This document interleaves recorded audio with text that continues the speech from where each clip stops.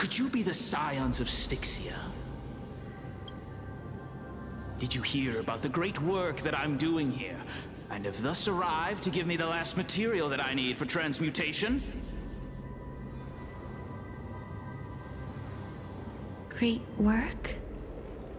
Have you heard of the great name of Pollux, perchance?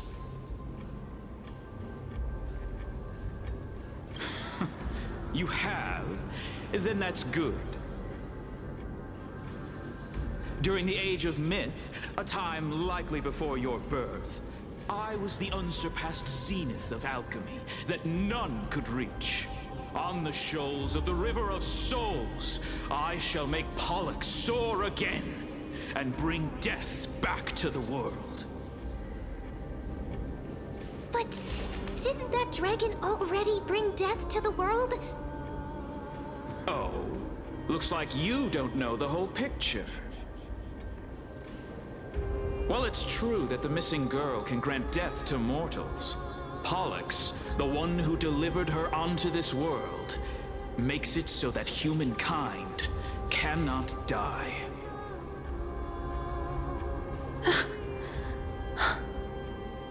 So, it's just as I feared.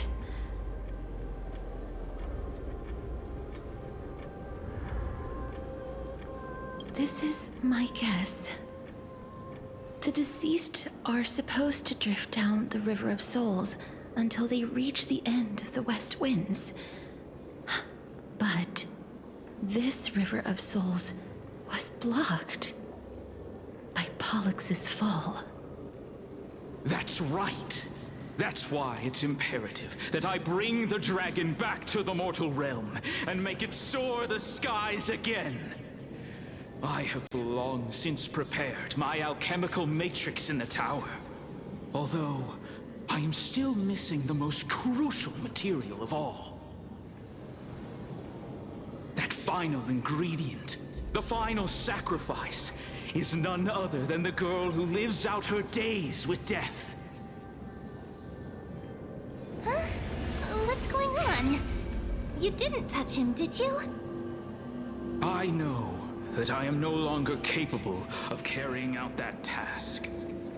Take this, all of you, and please fulfill that great undertaking on my behalf. This... We had been inebriated in Fagusa's feast for too long before we began to seek divine bestowed death, so that we could be freed from the whims of fate. However, that brought doom upon us. Instead of summoning a supreme god, we encountered a monster that cut off the River of Souls. That detestable dragon Pollux denied all the dead from the gates of the Nether Realm. Unable to rest in peace, these departed spirits engulfed Styxia like a roaring tide. As a result, my city and its people no longer exist. That child is the only person whom I managed to save. Born within the evil dragon's abdomen, she has possessed the talent of death since her birth. She must have been granted to us by the gods as a chance for us to atone for our sins. Please, you must nurture her to adulthood and prevent her from experiencing all of the suffering that we went through. I promise that I will care for her as a mother, that I will protect her from the evils of death. By Fagusa above, thank you for your kindness. As her mother, please bless this child with a name before I am swept away by the River of Souls Please, let me know how I should address her in my next life. Oh. Like how a transient raven butterfly, a fleeting papilio castor, perches on the twig of death. Castoress. That shall be her name. That's where my name comes from? The sound's back. What is making that ruckus?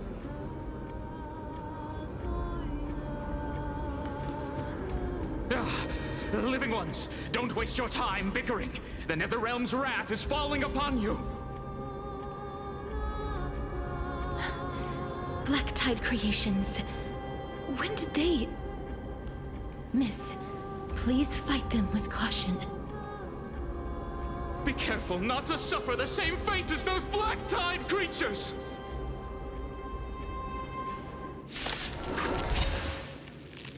Everyone, hide behind me! Is that all? Receive divinity. Bloom. Repay. The dead return! On the still waters of oblivion. A will forged in ice never falters! As you wish.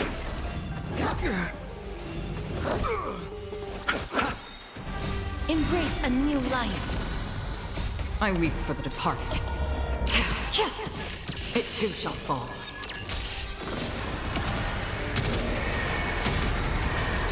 May death protect us!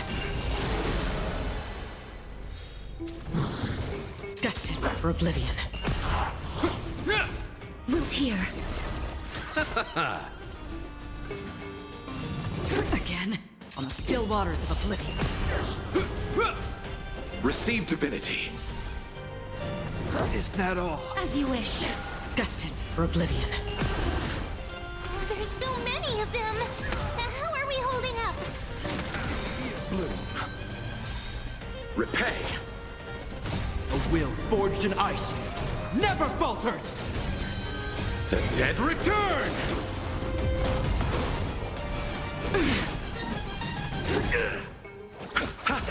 On the still waters of oblivion. Wilt hear. Embrace a new life.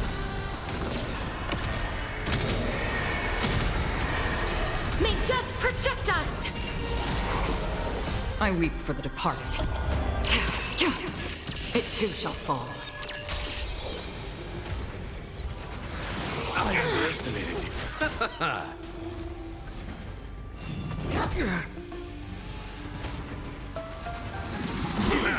Destined for oblivion.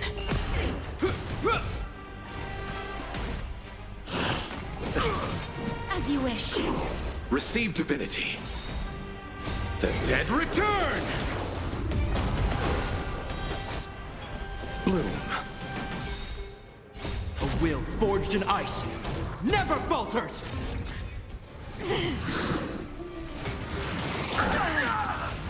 Is that all? On the still waters of oblivion.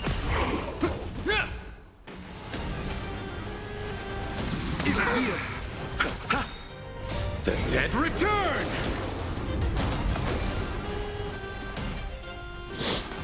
Okay. Wilt hear. I underestimated you. Receive divinity. Embrace a new life. I weep for the departed. It too shall fall.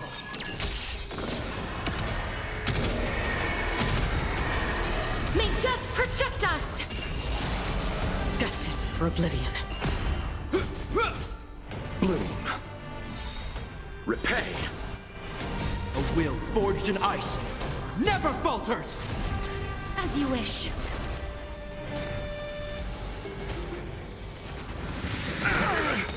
The dead return! On the still waters of oblivion.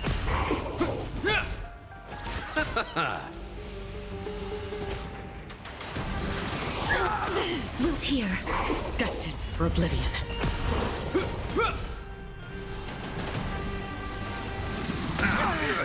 Receive divinity. A will forged in ice never falters! How familiar. Bloom. Embrace a new life. The dead return!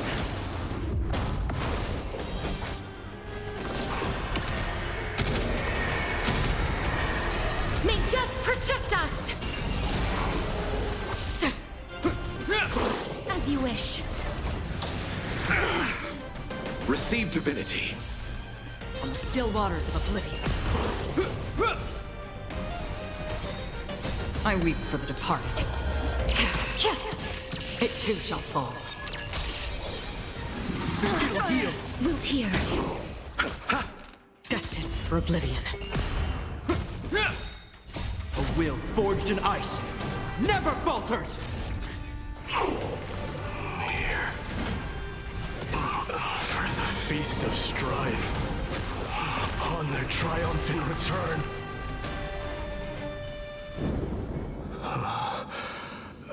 You? Lord Mighty? Lord Mighty. You've been through some tough battles once again.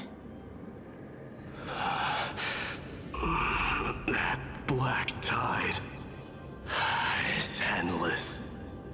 My death is only temporary. I will find my path of return and go back to the world of the living and continue my protection.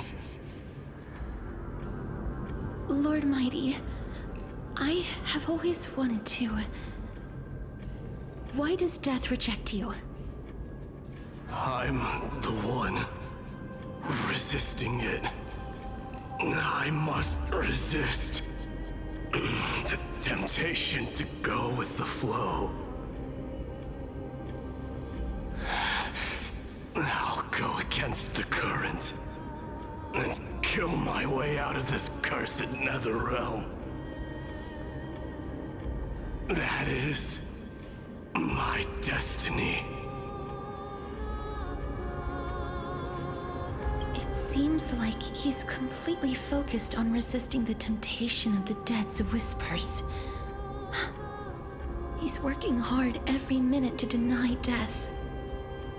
It seems his battlefield is not limited to the world of the living.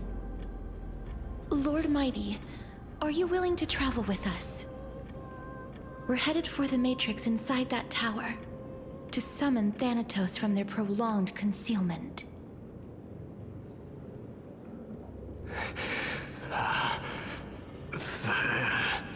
Thanatos. Challenge.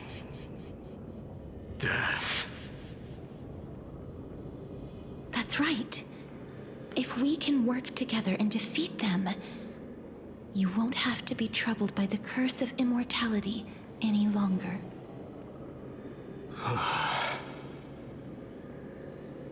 Let's go together, Castoris. Let the person who has brushed against death countless times guide your way. Cass, are you sure you want to do this? The alchemist said he wanted you to be a sacrifice. I'm not afraid. There's no reason for us to turn back anymore. Rather than standing still, taking action is by far the better option. Perhaps fate might take pity on us today and show some compassion.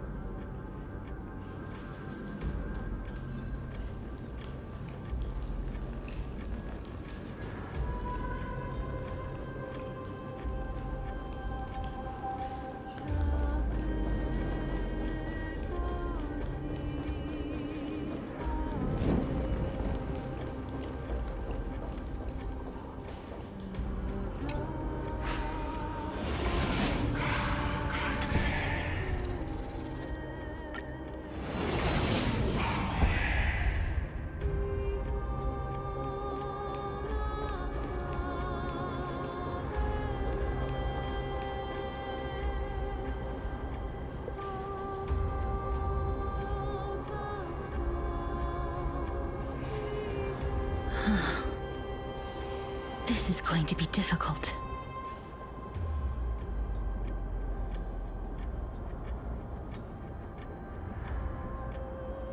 I'm familiar with this kind of mechanism.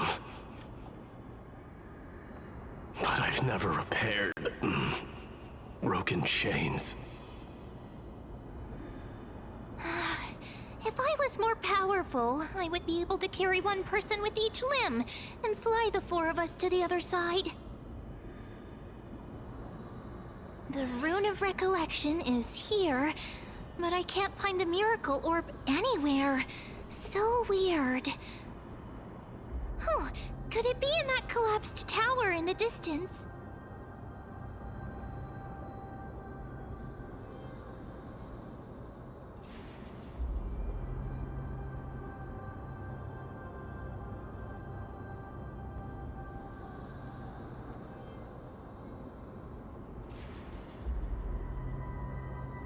It's still up to me to step up in a crisis. Wait here. I'll go check things out.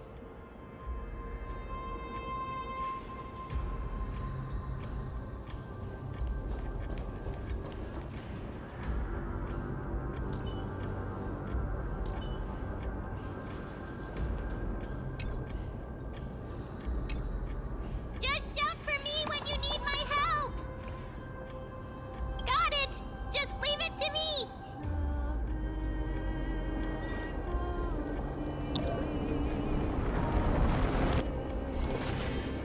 Mem did it. The pink squirrel is...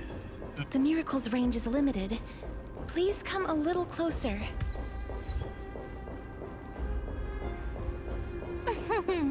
Aren't I a good fit for Orynyx's priest? Of course. You're the most competent priest ever.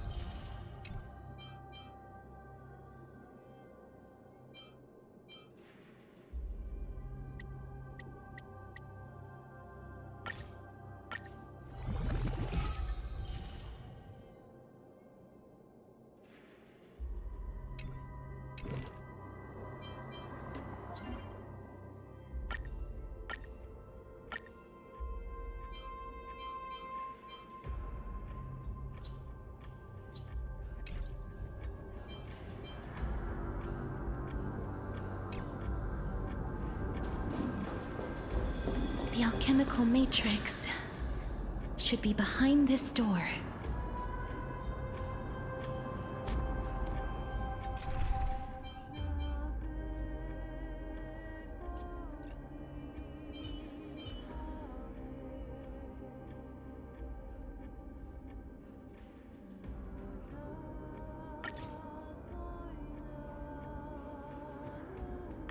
This time, we will walk forward together, hand in hand.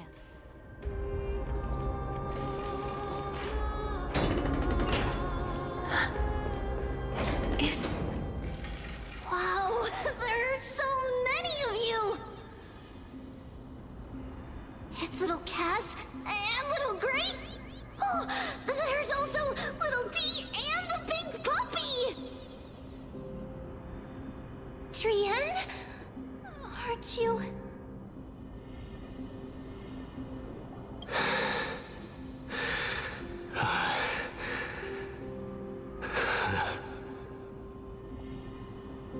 This is the first time I've encountered a deceased friend while going upstream in the River of Souls.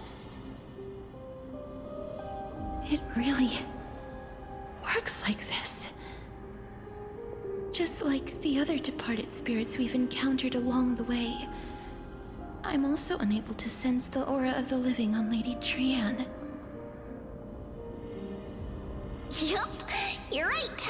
Trian already knows that she'll not be able to return to everyone's side. But Trian believed that little Cass would eventually return to the Netherrealm. So, Trian has been standing here, at this spot closest to the world of the living, and waiting for little Cass. Oh. It must have been very tough for you. But according to what Trian said, we're almost at the entrance of the Netherrealm. Trian promised Trevi and Trinan that when little Cass got here, Trian would get the gift ready and be the first person to run over and welcome you. So, little Cass, don't cry. Please, accept this. We finally finished it. This is what Lady Trebi once mentioned.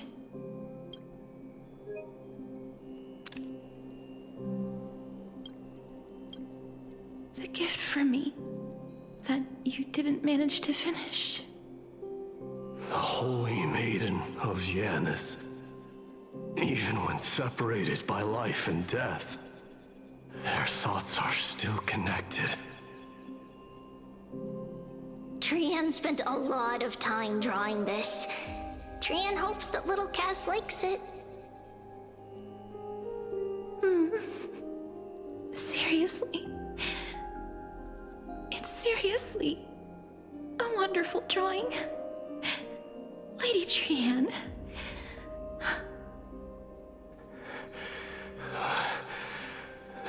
This is our flame chase journey. Little Cass, we don't know what your journey was like before. Trevi has always said that it must have been a very harsh and frightening journey. But little Cass no longer has anything to fear now, because everyone is here with you in this flame chase journey! That's right. Only now, when I see Lady Trian's gift, do I realize that I've already obtained so many things I would never have dared to dream of since I embarked on the flame chase journey. It's the first time I've gained so many companions. The first time I picked up the hobbies of crafting and photography. The first time I had dinner with someone else. The first time I went to the market to buy the Chimera doll I'd liked for a very long time and hugged it to sleep. The first time I wore a dress personally made by Lady Aglaya. The first time I went for a walk with Lady Trebi, Lady Trian, and Lady Trinan. The first time I enjoyed the night breeze and looked up at the stars with Miss Hyacin. The first time I took care of Dromasis with the Trailblazer. Looking back at all these experiences I never thought were possible, it feels as though the scales of my life had shrunk from centuries and decades down to minutes and seconds. And all of them are so precious. I took countless photos in the past, but they're all black and white landscapes. I don't have a single one with friends. If I had known, I would have taken more pictures.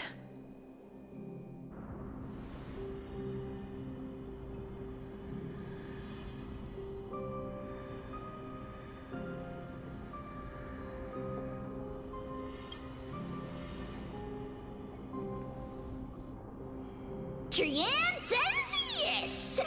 Trian likes little Cass and would love to take a picture with little Cass. Sadly, being departed souls, our images cannot be captured in the world of the living.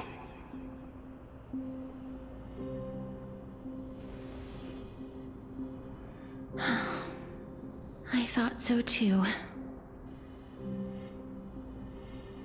What? Are we seriously going to leave any room for regret?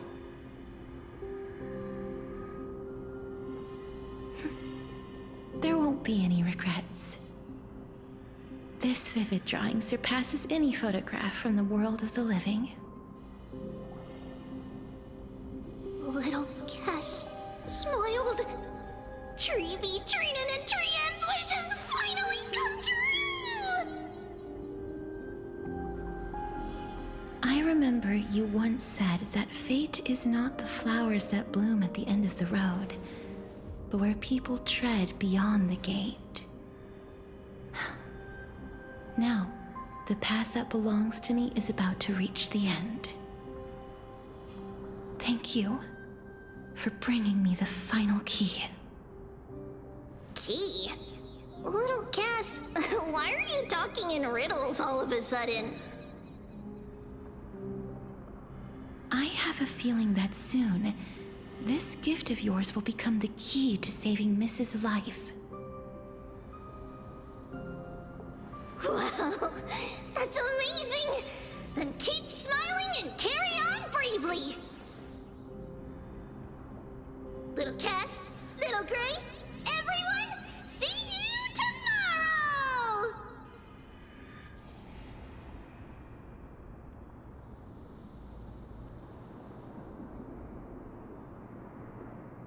Lady Trian. The aura of this place. We have indeed reached the end of the stream of souls. If I go any further, I might lose myself. I must leave now, for the black tide still wreaks havoc in the realm of the living.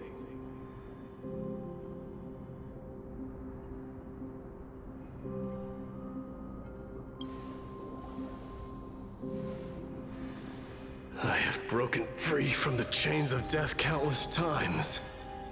This time will be no different.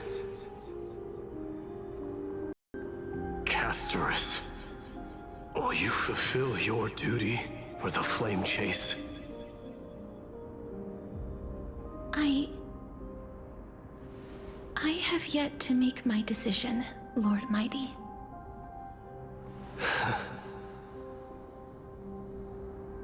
No matter.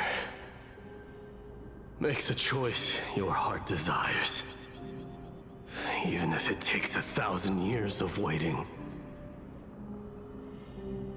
I will continue to fight till I die. Then rise from death. Till the miracle descends.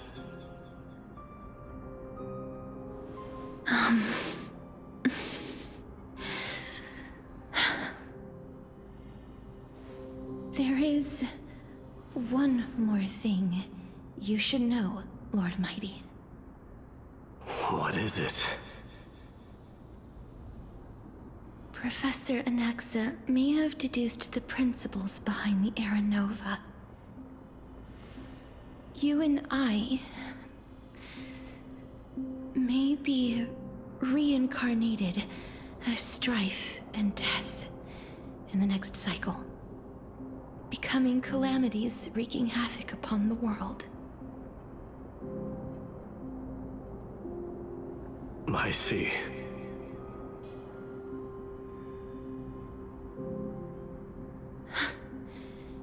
Is that all?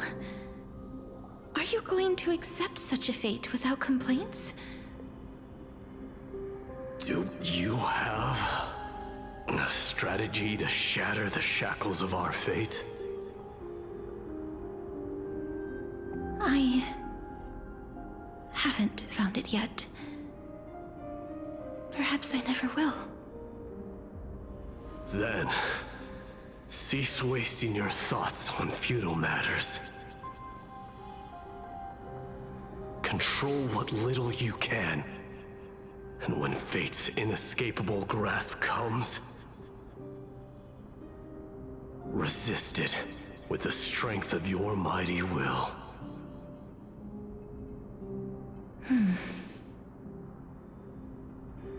Thank you, Lord Mighty. I will find the right decision.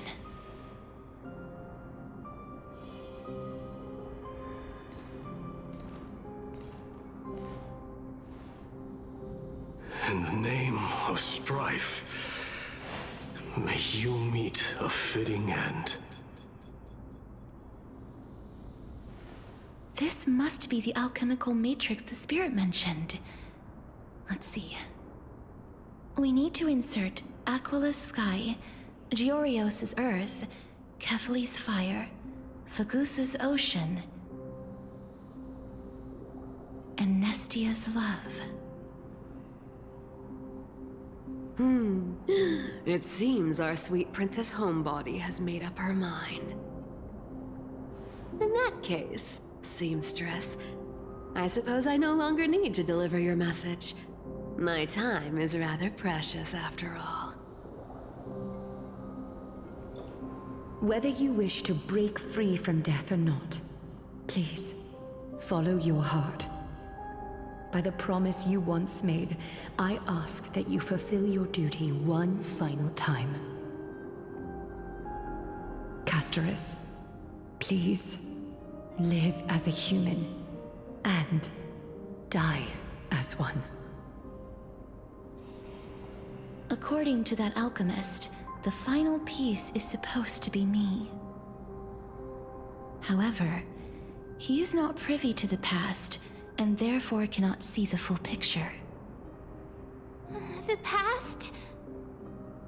I saw the twins of death in Kethali's memory, and now I am certain that I was one of them. The trial of the Hand of Shadow demanded taking the life of your family. I died during that trial, falling before the gate to the new world. And my sister, whom I never met, became the Titan Thanatos of this cycle. She was consumed with regret over my death, so she used the Titan's authority to reforge my soul. Yet, it also means she has never revealed herself to anyone, hidden away from the entire world. That's because the Titan she became already fell at the start of everything. They died for me, and now lie in slumber in the River of Souls. You mean Pollux? That's right. The River of Souls is no material river. It cannot be blocked by ordinary means. Only a divine corpse can prevent the dead from reaching the next world. And that's why we have to awaken Pollux from death before we can retrieve the core flame of death. We have to reforge its body with the power of alchemy. But Cass, if that alchemist speaks the truth, does that mean you're also part of the dragon body? According to those departed spirits, I was indeed born as the dragon's twin. But before we talk about that, have you heard the sighs? I heard them too. So what are those? I think it's probably the sign of Pollux's wish being fulfilled. They must have realized how heavy a price they'd need to pay when they used their divine authority to resurrect a dead woman. That's why they exerted every ounce of their strength to send me to Styxia, a city that called for death, a land where none is hostile to death. They never saw their wish fulfilled and fell so prematurely, all because they wanted to give me a new life. Pollux must really want to know how their sister has been after giving their all to save her. That wish is the reason Pollux's soul still lingers in the mortal realm, even after their fall. Quietly watching and documenting every detail of their sister's life. Ah! So instead of picking up objects on the way here, we were instead showing things to a strand of yearning that lingers here. Now, we must weave these yearnings together and restore them into Pollux's complete soul. but all of this is just a hypothesis, right? What if we go through with the ritual and it turns out totally different? That's fine. As Professor Anaxa often reminds us, such is the nature of alchemy. The true outcome can only be known once the process is complete. This is why alchemy is also known as the miracle of creation. Now, the puzzle of Pollux's yearnings is nearly complete, with only one final piece remaining. I shall reveal what they have been yearning to know in the alchemical matrix. I will show them my whole life since I left Styxia. Lady Trianne has already drawn a picture of my entire life, and it is now in my hands.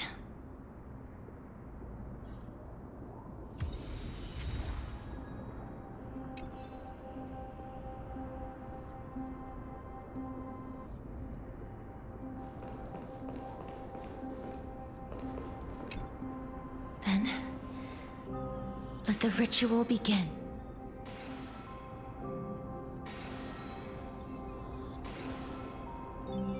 And now, the objective is complete. That is all. Such is what Professor Anaxa always says after preparing for an alchemical ritual. And now, Pollux, I shall lift you from the river of souls and reforge your soul. Perhaps you will be disturbed by this, and your body may become horrifying to behold. But if even the slightest trace of your soul remains, the soul that once ferried me to this side of the shore, then please, look at me. I wish to thank you in person. I have obtained everything you sacrificed your divinity for. Lady Almanette. Did she recognize you? Oh, she must be the first soul we can communicate with here, right? I'm afraid she is just another spirit trapped here, like the rest of them. The only difference is that I was there when she died. Please, go on. I'm listening. Are you about to tell the story of Styxia? Yes.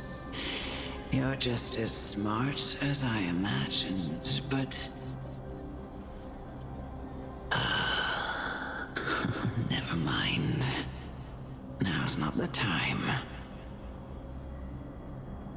There's no need to worry, Elder. Take a look around you. You're already at the resting place of the dead. The world of the dead. But how? I understand that you chose to remain silent about the story to protect Casterus, the girl who coexists with death. But you no longer need to hide that story. I can assure you that you have protected that girl's life well.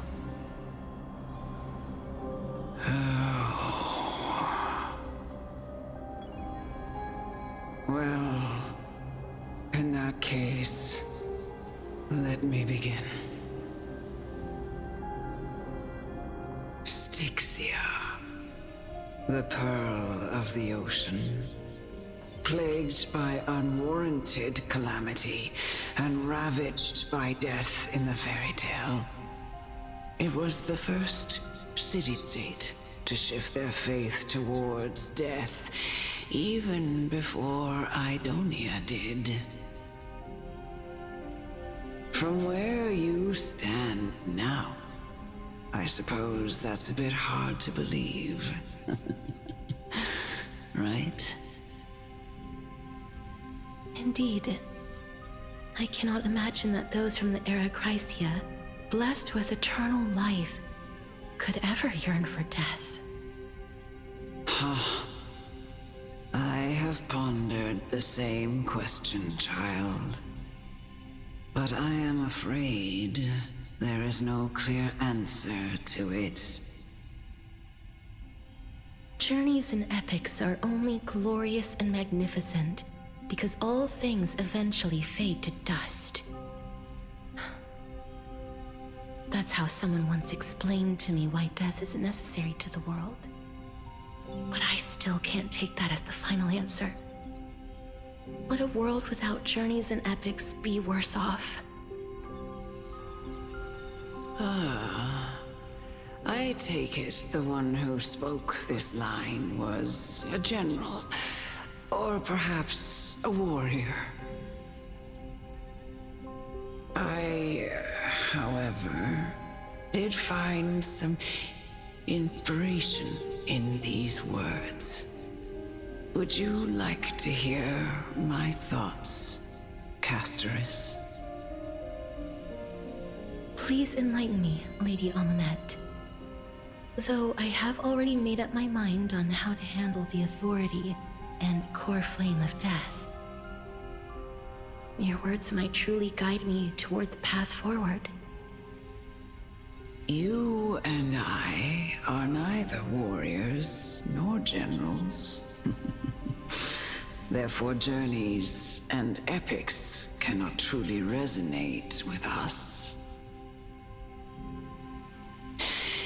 But what if I reframe it like this?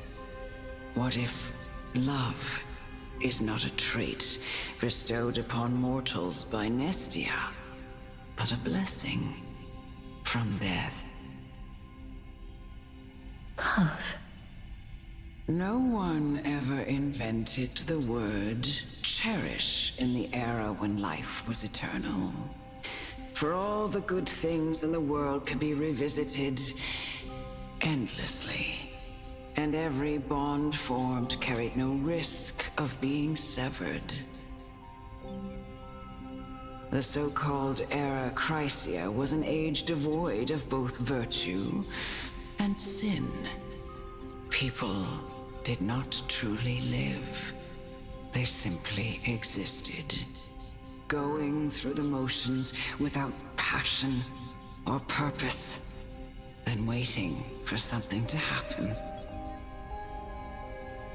Perhaps the people of Styxia chose to embrace death not out of fascination with its cruel and fearsome side, but instead became fixated and obsessed with the impulses and desires tied to a finite existence. Therefore, death is not a thing of fear and desperation, but... That's right, Castoris. It is the reason we shed tears when parting ways, and also the original spark that ignited the passion of mortals. If you truly intend to deprive the world of death, then be prepared to witness it return to a state of stagnation. I understand, Lady Amunet. Our limited lifespan shapes all that we know and love. Not even the Death Titan has the right to take that away from humankind again. Nestia's love was the chrysalis of gold's first blessing, but it most likely wasn't understood by mankind. We only learned to interpret this wonderful gift after Thanatos' arrival. If the world was bereft of death, then the Queen of Styxia wouldn't have played midwife in delivering me into this world. You wouldn't have welcomed me into Idonia. And Aglaya would never have invited me to join the Flame Chase journey. None of these stories would ever have happened. And I would never have lived, let alone found happiness. Thank you, Mother. I will use all the love I've experienced in this long life to complete the final miracle. My teacher, Anaxagoras, grant me the wisdom of all things. I call upon thee, the stripped dead dragon's corpse.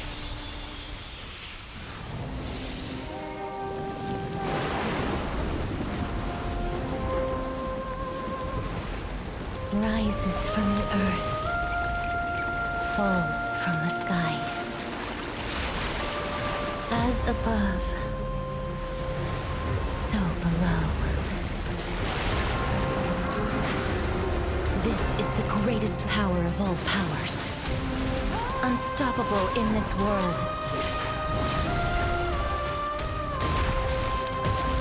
The great work that commands all death. I shall grant you embrace.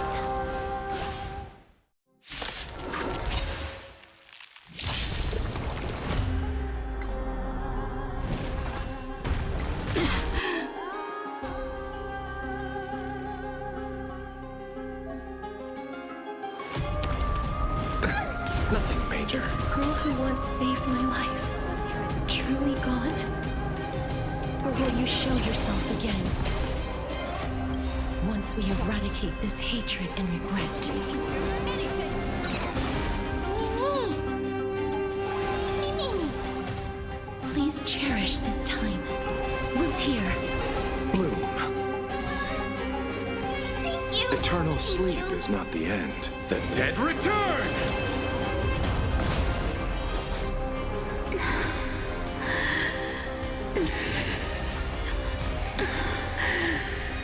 And I know you're anxious. Shh. Don't be afraid. Receive divinity. I shall remember this warmth. Embrace a new life. I'm scared! Stay put. Give me strength! I feel much better.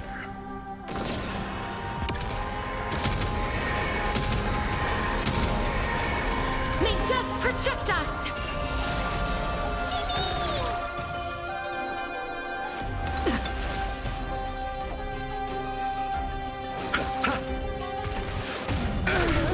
Here comes someone your own side.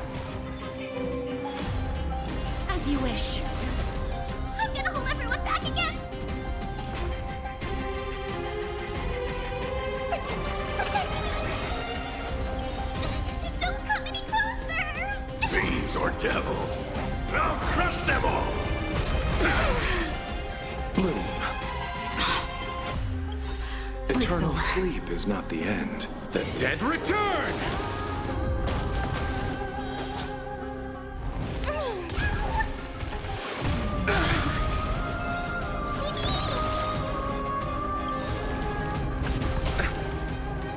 Embrace a new life.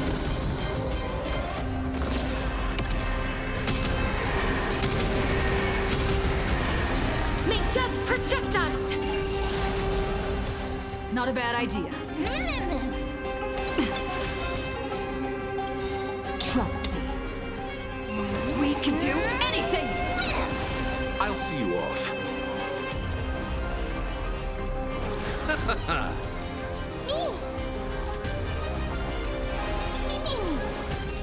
Life is not so fragile. Routier.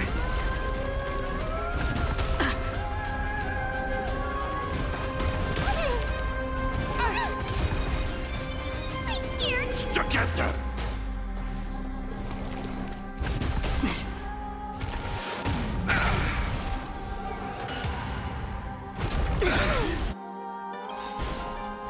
Embrace a new life.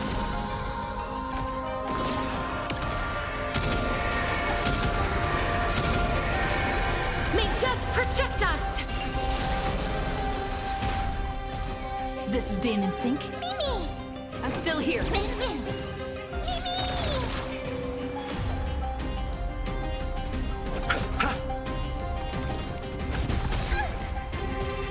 Please cherish this time as you wish.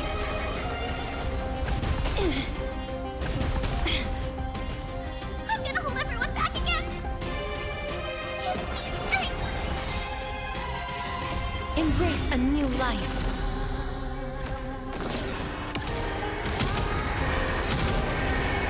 May death protect us! I'm on it. Mimi, Mimi! You chose the wrong enemy. You just don't learn. Trust me. We can do anything! That hurts a bit. Receive divinity. I'll remember this. Eternal sleep is not the end. The dead return!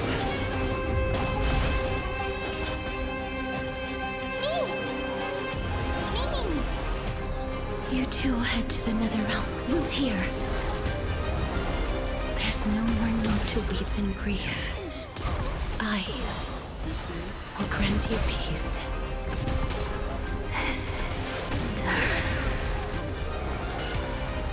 Yes, it's me. I'm back. Be careful. They may be moving by instinct, but there is fury welling up within them. Stay put! Protect me! Don't come any closer! Fiends or devils! I'll crush them all! Embrace a new life. Darkness with me.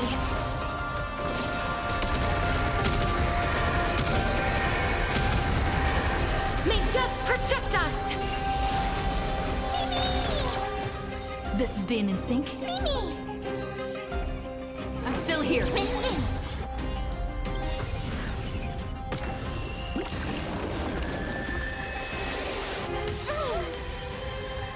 Trust me.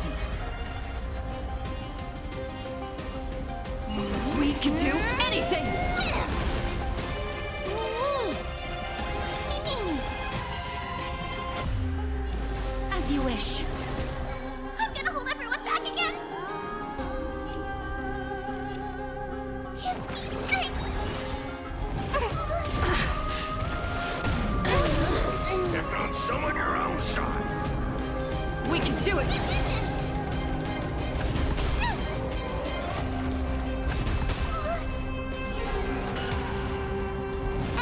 That hurts a bit. Please cherish this time. We'll hear.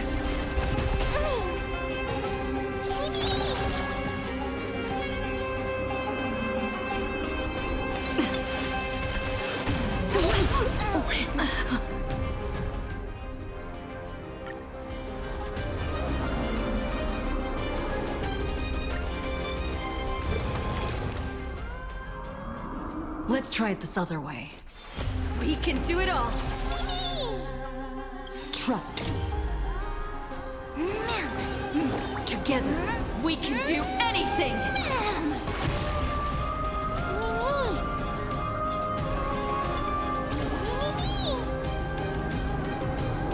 I grant you this, as you wish. Abyss flower, bloom. Eternal sleep is not the end. The dead will return! That which is seized must be repaid.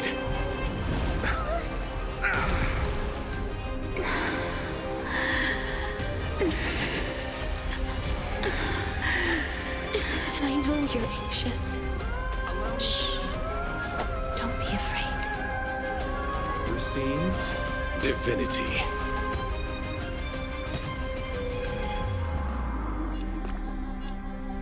Give me strength! Embrace a new life.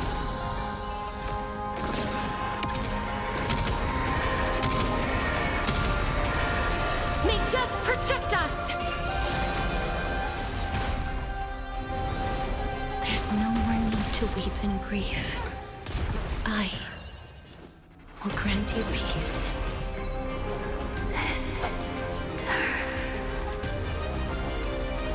Yes, it's me. I'm back. Bloom. Eternal sleep is not the Dead return! Embrace a new life. Be careful. They may be moving by instinct, but there is fury welling up within them. May death protect us! I'm scared! Stagetta! Don't come any closer! Fiends or devils? I'll crush them all! I'm still here. Make me! Trust me. We can do anything! Please, don't turn back to the Netherrealm.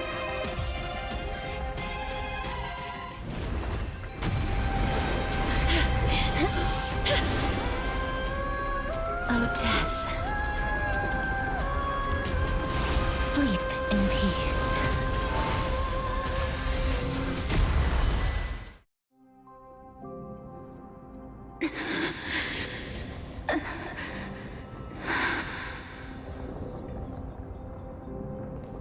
I'm sorry I have to wake you up from ancient death. And I know you're anxious. Shh. Don't be afraid.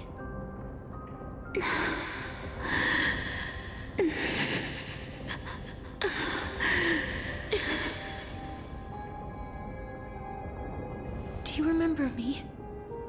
I'm the girl you once carried across the Sea of Souls. I'm sorry I wasn't able to remember you, but with the help of many people, I was finally able to pick up these broken fragments of my past. I'm back, Pollux.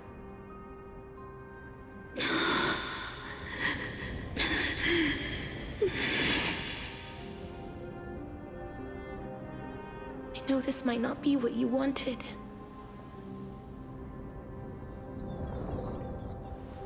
But I have to do this.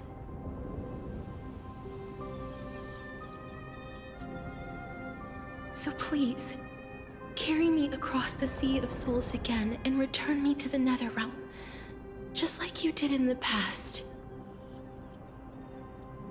Please take me to where the core flame of death rests.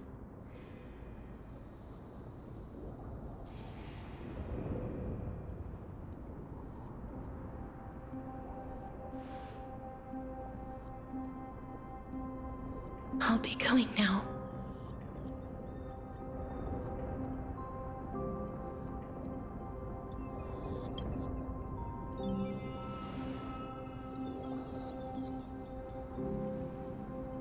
They may look scary, but as long...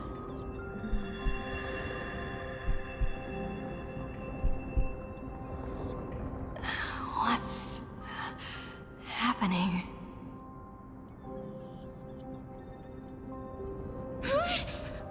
What's wrong?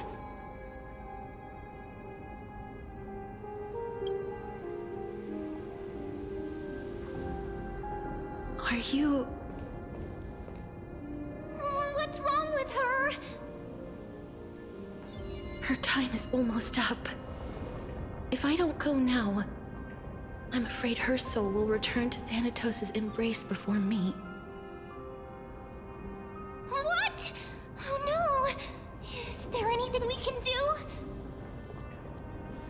Don't worry. I promised I would ask Thanatos for the Trailblazers' right to roam the Earth again. Mem, stay here and keep a close watch until I return, all right?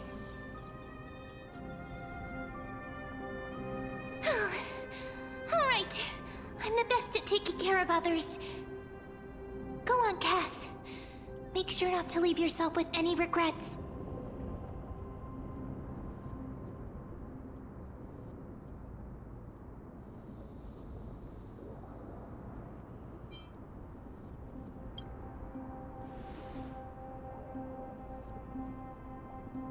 It's a deal then.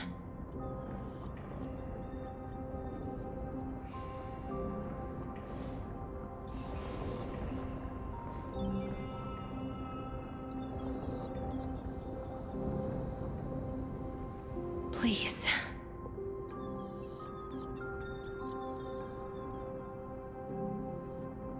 Wait for me.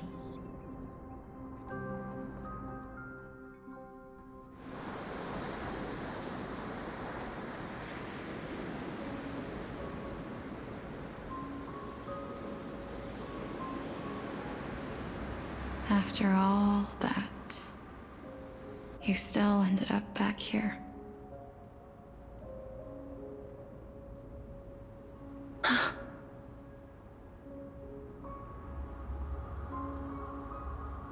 So the legends were true.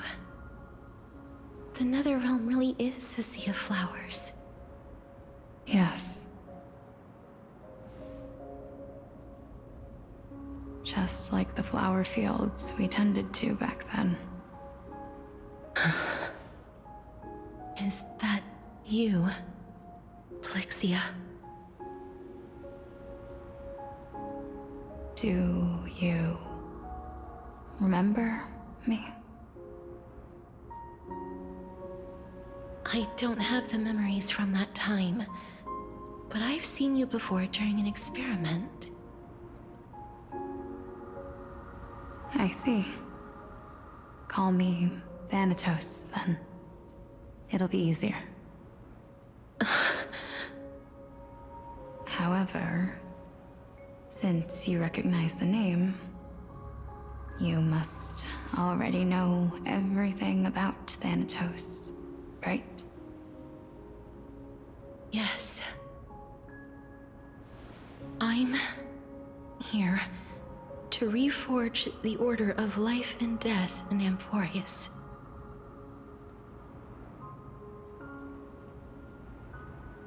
You know, my sister was a sympathetic, but rather sensitive person. Whenever she didn't want to say what was on her mind, she would avoid eye contact and look off into the distance. Just like what you are doing now.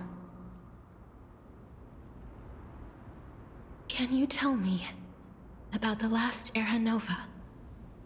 What did you do, Plixia?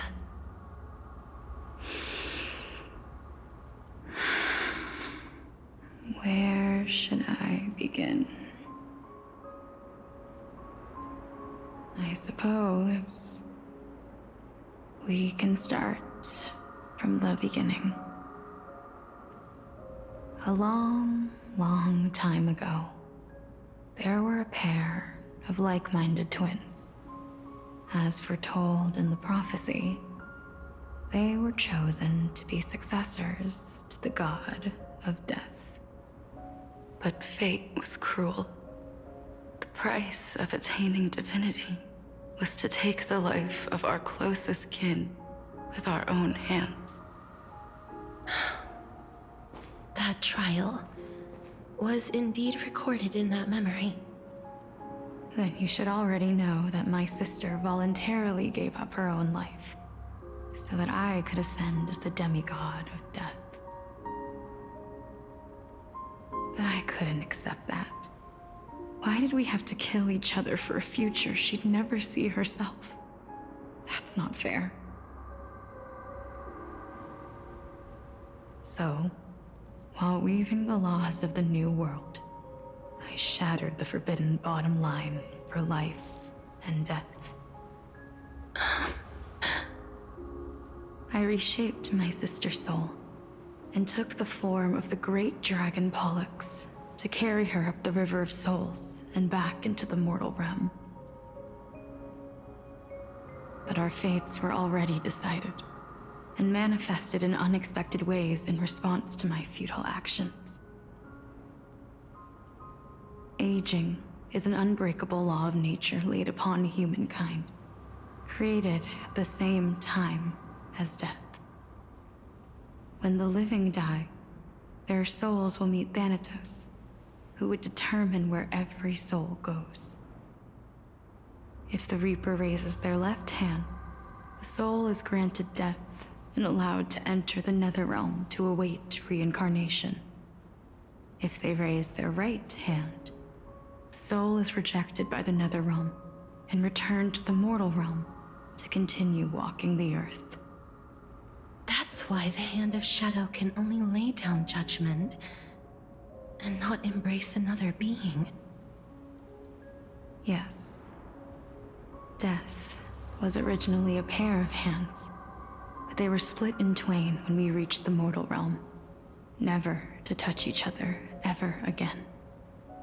The half of Thanatos that represents life, the undying human who grants death, that was the curse I forced upon you. Then, what about you? As the half of Thanatos representing death, I shoulder the fate of defying death. I died the moment I entered the world of the living. From then on, my Titan also no longer existed in this world. The cycle of life and death stopped. Souls were denied their audience with death, and were left stranded within an ever-rising river of the dead. What irony. My selfish desire to save your life gave you and the world a fate far worse than death instead. Then, what was left of my reason was left behind in the Netherrealm, where I've been taking care of these flowers day after day, until there is now a sea of them, all while mulling over the subject of life, death, parting, and enduring in endless loneliness.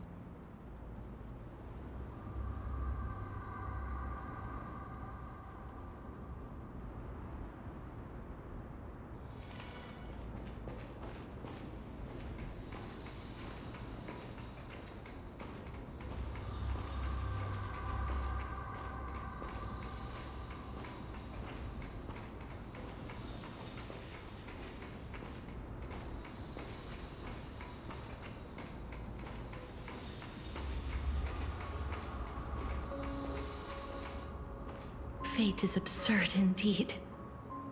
Our lives were a mirrored image of one another, like a pair of hands. Even so, we arrived at the same destination.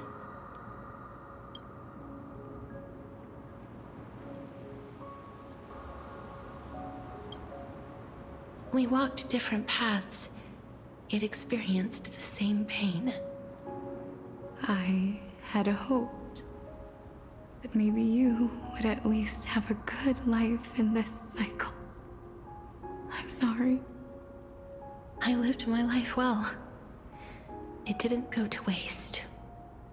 As far as I'm concerned, you did nothing wrong. Even though I forced the authority of granting death to humanity upon you, a total stranger. Too many responsibilities were forced upon me in the course of this long journey. I was once lost, even upset. But I realized recently that if it weren't for your blessing, I wouldn't have understood the source of these emotions, nor would I have realized my purpose. I wouldn't have made it here to reunite with my missing half. And we wouldn't be discussing our past while sharing the same view of this landscape. I wouldn't have understood the meaning of our existence. The meaning of our existence. This sea of flowers blooms on dead land, because we sowed it with the seeds of our separation and watered it with our tears of loneliness. Yes, the only thing death is allowed to create are flowers that bloom from blood and tears. That's why Thanatos cannot create living beings at will. Nor can the Hand of Shadow determine a person's remaining days. Because the life and death of mortals should never be dictated by another's will. Are you saying there's no point in Thanatos' existence?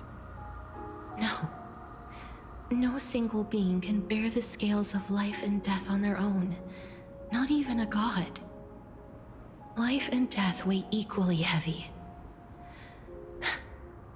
We both know that now, don't we? You, too, must have had a difficult life. We've taken quite the ridiculous journey together, haven't we? I had a feeling, even back then, that we would meet again one day. Not to embrace one another after a long separation, but to come in search of retribution. Tell me the answer that's already been written, and let us draw this seemingly endless fate to a close.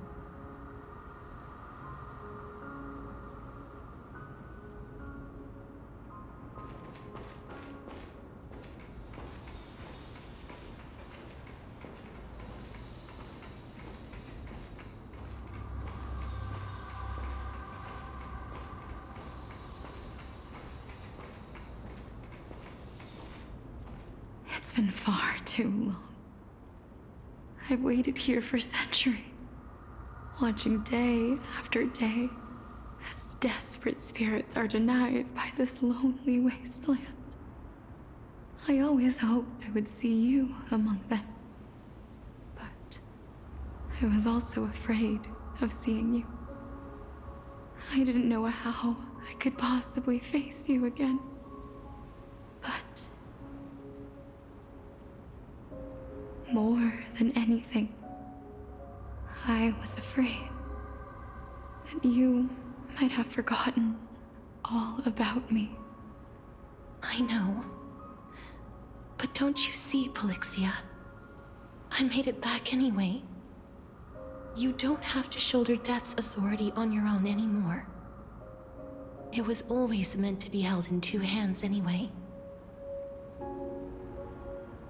So, let's give our core flame to her, and have her take it back to the mortal realm. Give humanity back their cycle of life and death. Our responsibility as Thanatos was never about picking out favorite souls. We were only meant to watch over life. Let's tend the field together, and create a warm sea of flowers for all the souls to come.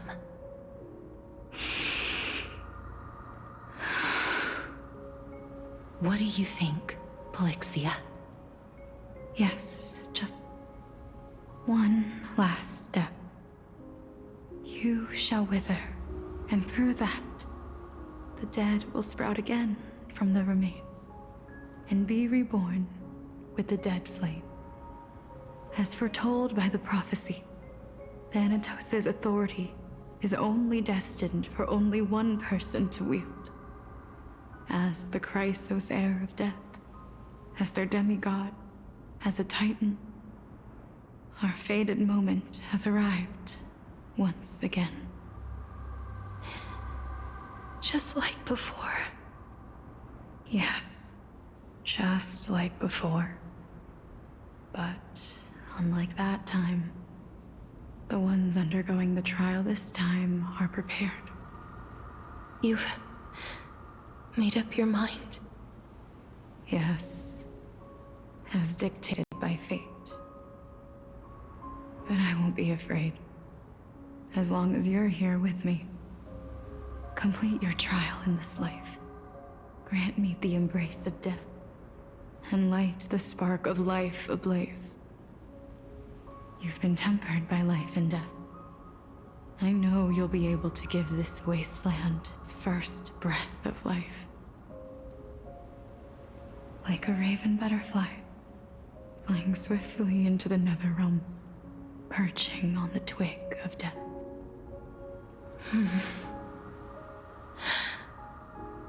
I will.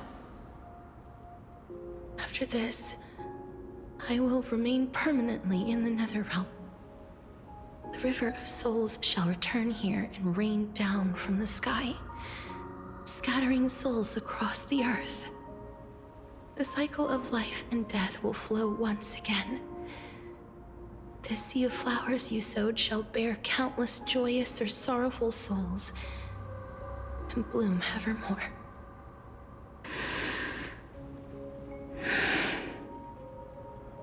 Thank you. Just one last thing. Can you grant me one wish? Of course. What is it? Please, don't forget me.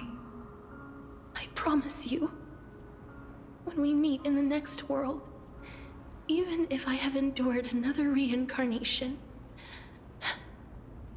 even if we do not know each other's names, I will still hold you tightly in my arms, just like what I did when we were born.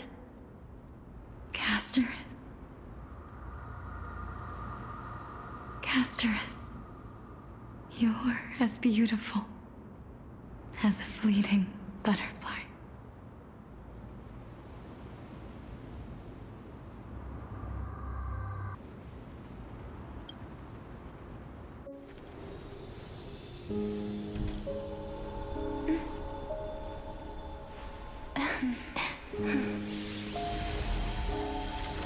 I will bring rest to death.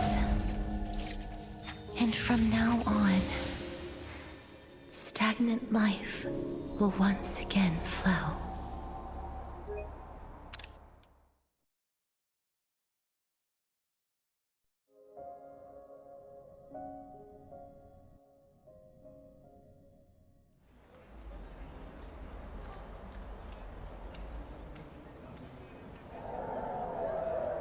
Time flies. In the blink of an eye, the 15th entry hour is already at hand. When this farce is over, your soul will be placed on the scales of life and death. Are you ready? No need to ask so many times. Of course I am. Then why do you drag your feet? Is your fear of crowds holding you back again? I simply find them too noisy. Paying attention to conceited fools like them would be an utter waste of my time. Such harsh words. As I see it, you are no less arrogant than they are. I couldn't agree more. Oh. I did not expect to hear that from you. Are you not going to refute me? I know myself better than you think I do. At the very least, better than a stowaway like you. And they say men whose ends are nigh have but kind words. Well, that is exactly why I chose you. Should I thank you for the compliment? The hour of the trial has come. Do you have an answer for me? And how will you prove the veracity of your argument? I suppose there is no point in putting this off any longer. Do you recall where we stopped the last time? You were saying that Amphorius's history is cyclical. Indeed. The demigods that bear the core flames eventually become the new titans at the world's end. Remember what happened on the Holy Mountain? Calypso, Naias, As their destined ends approached, one by one, they left this world, leaving only the twins, who are fated to succeed death.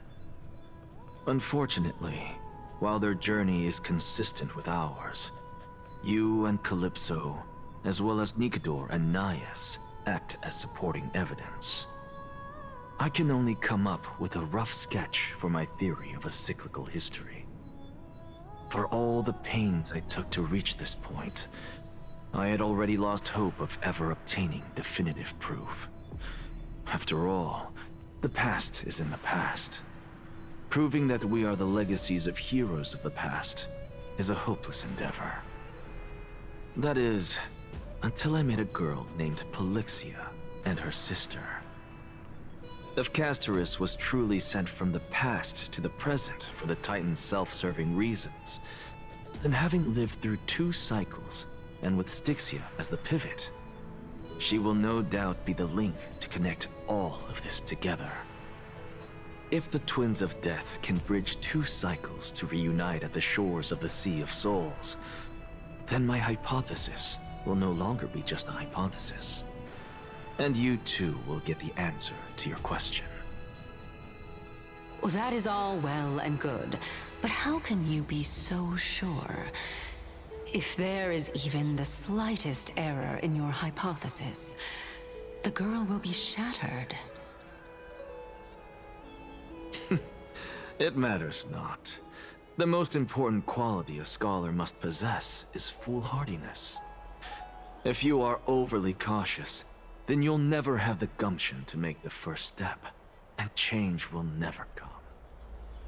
Besides, I, an Exagoras, am destined to overturn this farcical world. Come, let us go and teach those pathetic worms one final lesson.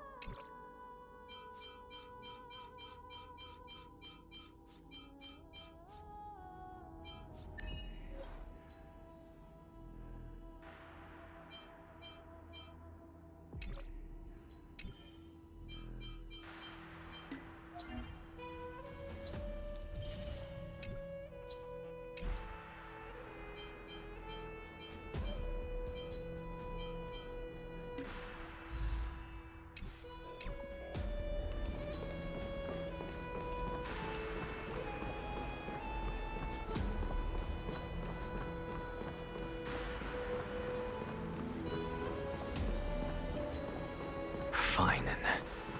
So they are leaving the final debate to him.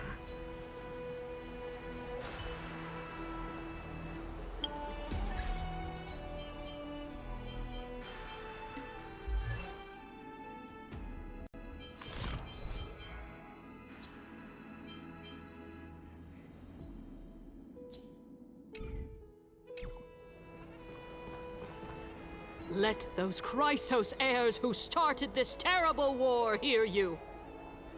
Let them hear the voices of the people!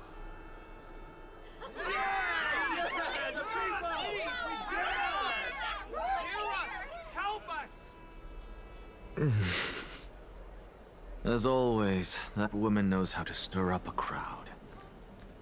Professor Anaxa, I thought you'd pass on this. Everyone must cast their vote, or this assembly would serve no purpose.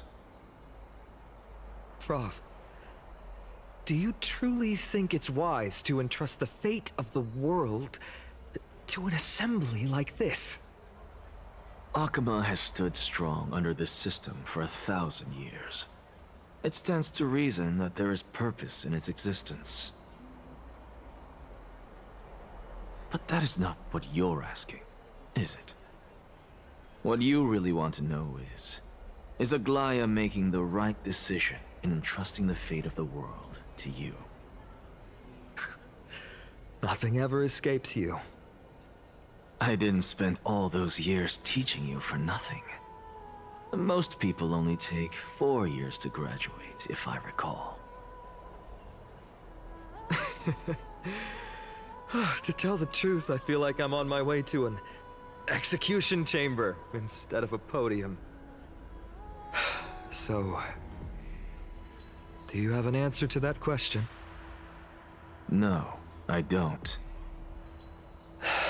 I thought so. Because that question is not yours to ask in the first place. Is Aglaya entrusting the world to you the right decision? Don't make me laugh. That is a question that woman must answer herself. Why are you fretting about this on her behalf? Or have you been seeing yourself as her pawn all this time? Listen up. I'll say this only once. Flip your perspective around and ask yourself this instead. What should I do to ensure that the world doesn't stray from the correct path? That is what you should be thinking about.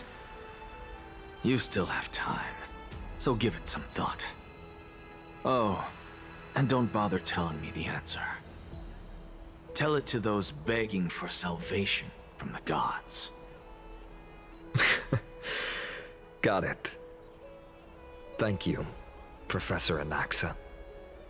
That's Anaxagoras to you. Who will you be voting for? That'll depend on how well you perform. May Circe safeguard your thoughts.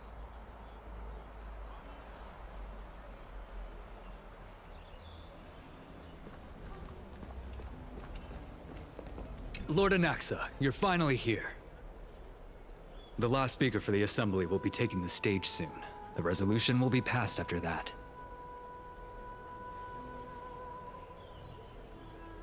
Lady Kindness has reserved a special seat for you. Shall I show you to it?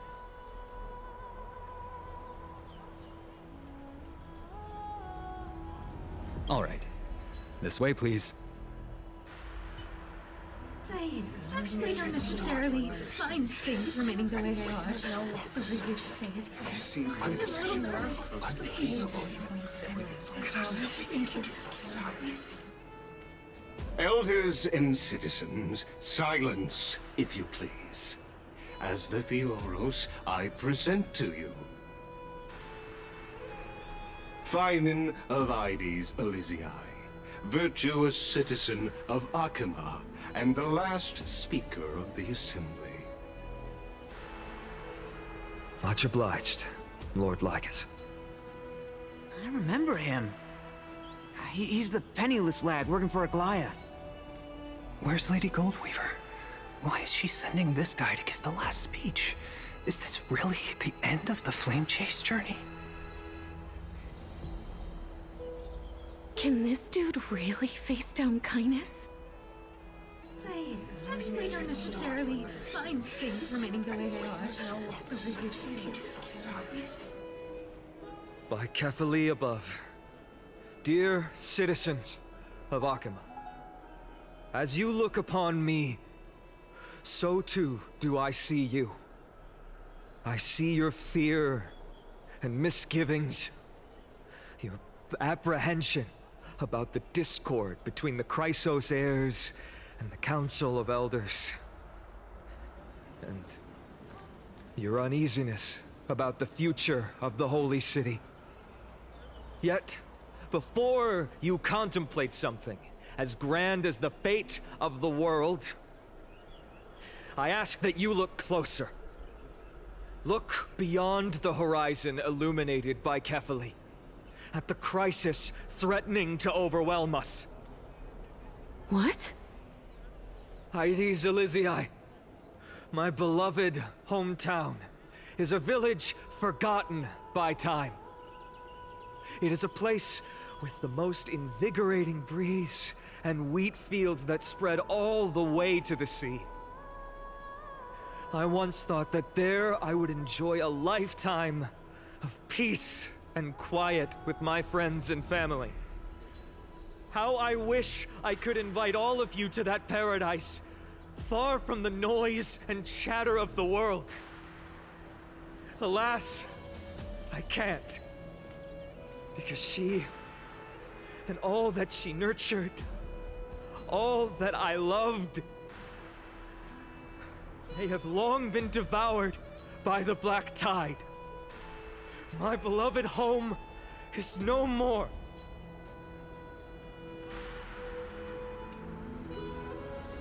I will never forget the day the black tide struck.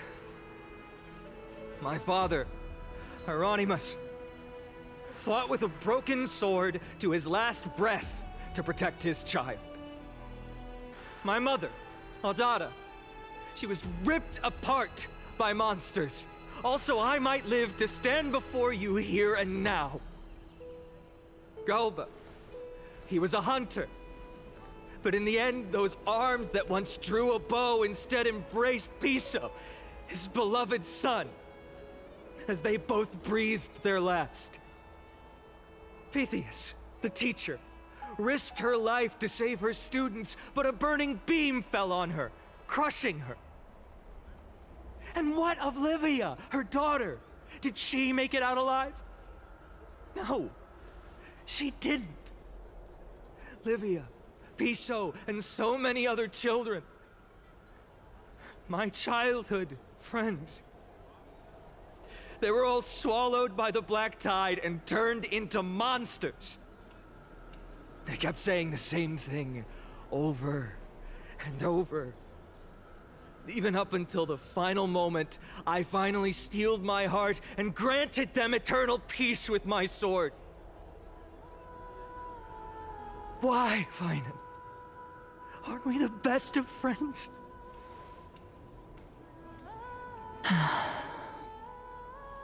That is the black tide. A looming threat that can bring Akima to its knees any time. Kindness may have promised that with the 3 Titans of Calamity Con, Akima will return to an era Chrysia once more, but much as it pains me, I must disappoint you. While the demigod of strife has done everything in his power to hold them back, they are still coming. By now, the name of that black-robed swordmaster, the Flame Reaper, has likely echoed throughout the city already. The roaring thunder is a message from the strife demigod. The Flame Reaper has risen from death, and they hunger for the core flames of the gods.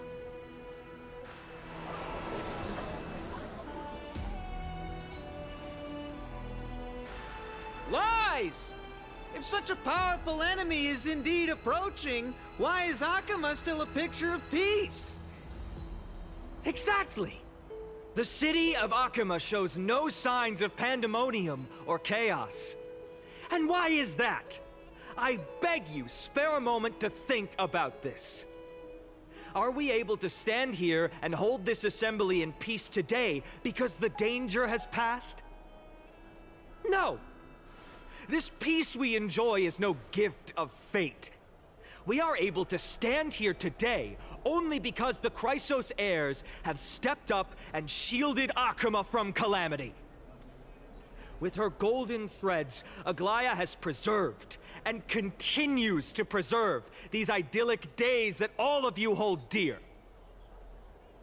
The Council of Elders claims that Aglaya will one day forsake the people because her divinity is eroding her body and soul.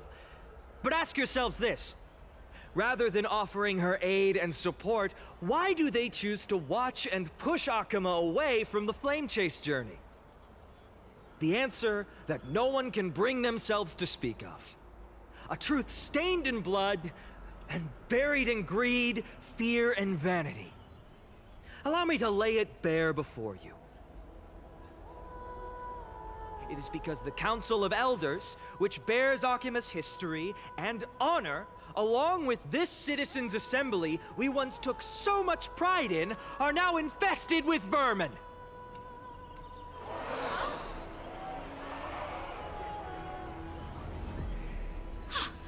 You insolent whelp!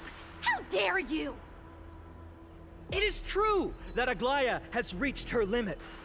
Why? Because she has been working tirelessly to weave the defenses of our holy city against the encroaching evil. All while these vermin are making up baseless accusations about her and scheming in the shadows. Not once has she ever failed Akuma. Yet these vermin attempt to tear her apart, tarnishing her name with unfounded allegations. She may have been blessed by divinity, but hasn't her heart always stayed true to humanity? They attempt to mislead you and reduce this assembly to a crude standoff between gods and humans, but citizens of Akuma. Once more, I implore you to open your eyes and look at those around you. Examine them closely. Beneath all that finery, do you see the good heart of a human or the poisonous glands of a pest? Make your judgment, then turn your gaze to the demigods whom so many of you regard as cold and merciless. Do you not see the light of humanity in them? And those who wear the mask of humanity yet utter only hurtful, slanderous words. Can you not see that their souls have been corrupted by power?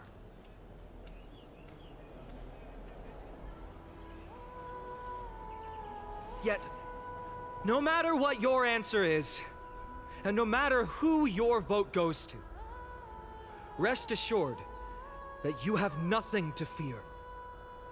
For Aglaya, Tribios, and I will remain your faithful guardians and pledge our lives to upholding your decision. And this vow will stay true until the end of our days, where it will be passed on to future flame chasers. A steadfast and unwavering promise that shall endure through the ages. This crisis airs have only our best interests in mind. I still don't understand it. Can only never believe our succeed. Our lives have to end. So.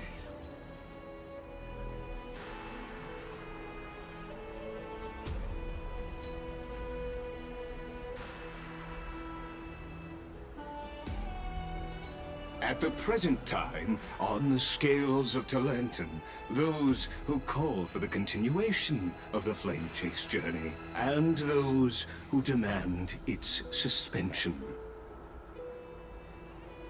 Each faction holds an equal share of votes, resulting in a perfect balance. As expected.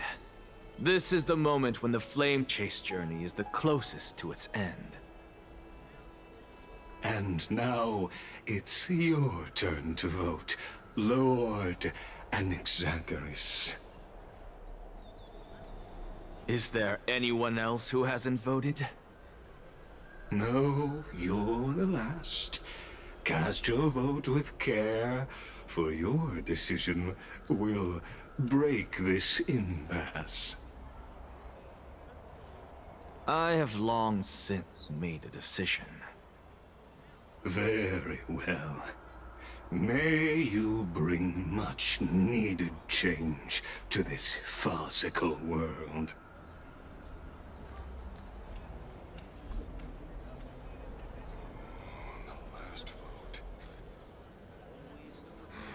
Who will he vote for?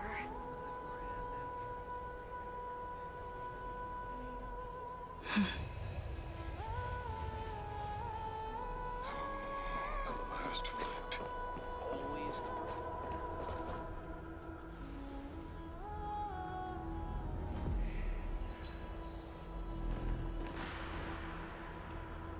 You've done well, Finan. Given the circumstances, delivering a rousing speech to stir up emotions was a prudent move.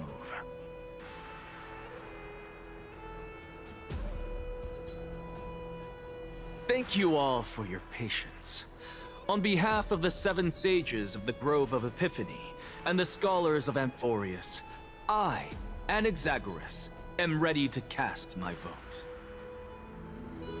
But before that, in the interest of fairness, Lady Goldweaver, I pose a question to you before all who are gathered here. Will you, as Finan has promised, stand by the decision made in the Assembly, regardless of outcome? In the interests of fairness, I make no promises, lest it should influence your decision. Very well. I thank you for your honesty.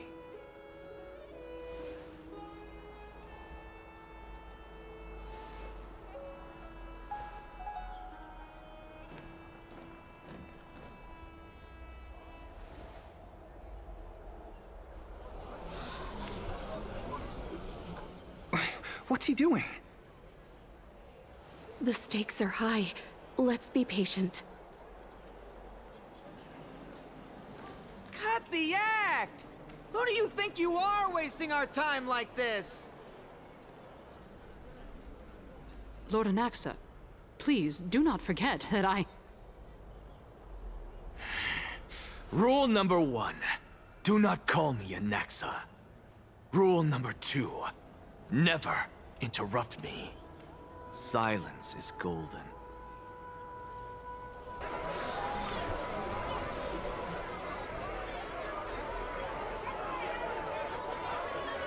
Just vote already. What are you waiting for? Your vote. Cast your vote. Cast your vote.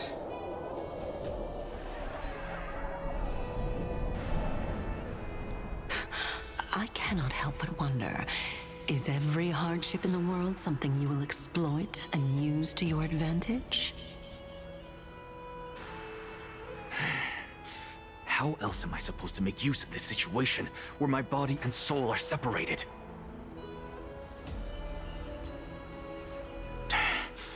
Oh, Circes. Or should I say Calypso? Accompany me on this final journey. Let us journey to the Netherrealm and see how she will substantiate the answer to your question and validate my decision.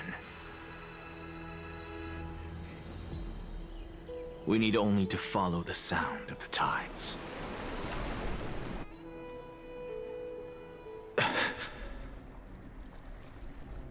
You are... Well done, child. Just as I foresaw, you have achieved great things. Teacher. What a twist of fate. A blasphemer raised in the doctrines of the Venerationists. It's like a foal kicking its mother in the belly after taking all her milk. I respect you immensely, sir, but... You cherish the truth even more. So, child, do not be troubled by the criticisms I have borne. Do not let those voices hinder you as you forge ahead. As the sage of the Venerationists, I am duty-bound to oppose you. But, as your friend and mentor, Anaxagoras, I say, go forth, for the truth is already in your hands. I will keep that in mind. Go now, child. Your lonely pursuit is about to welcome a new chapter. And when you reach the end of this journey, may we meet again with the truth before us. You have my word, sir. May Circes safeguard your thoughts. May Circe safeguard your thoughts.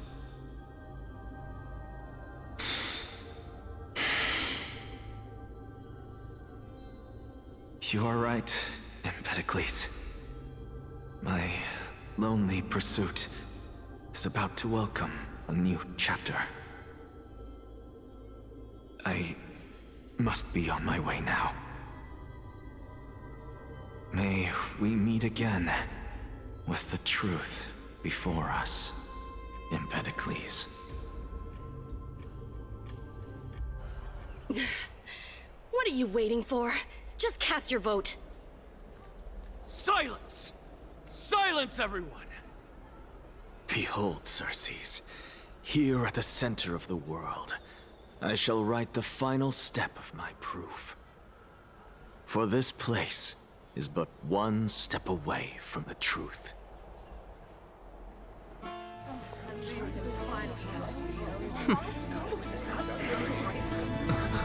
Professor, I completed the proof you wanted.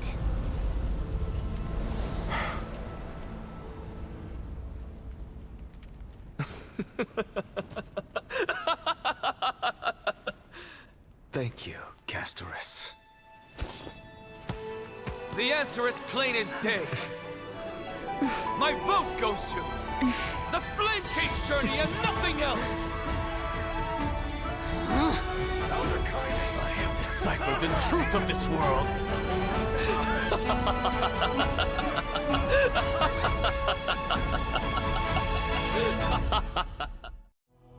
With the balance shattered, the result is clear.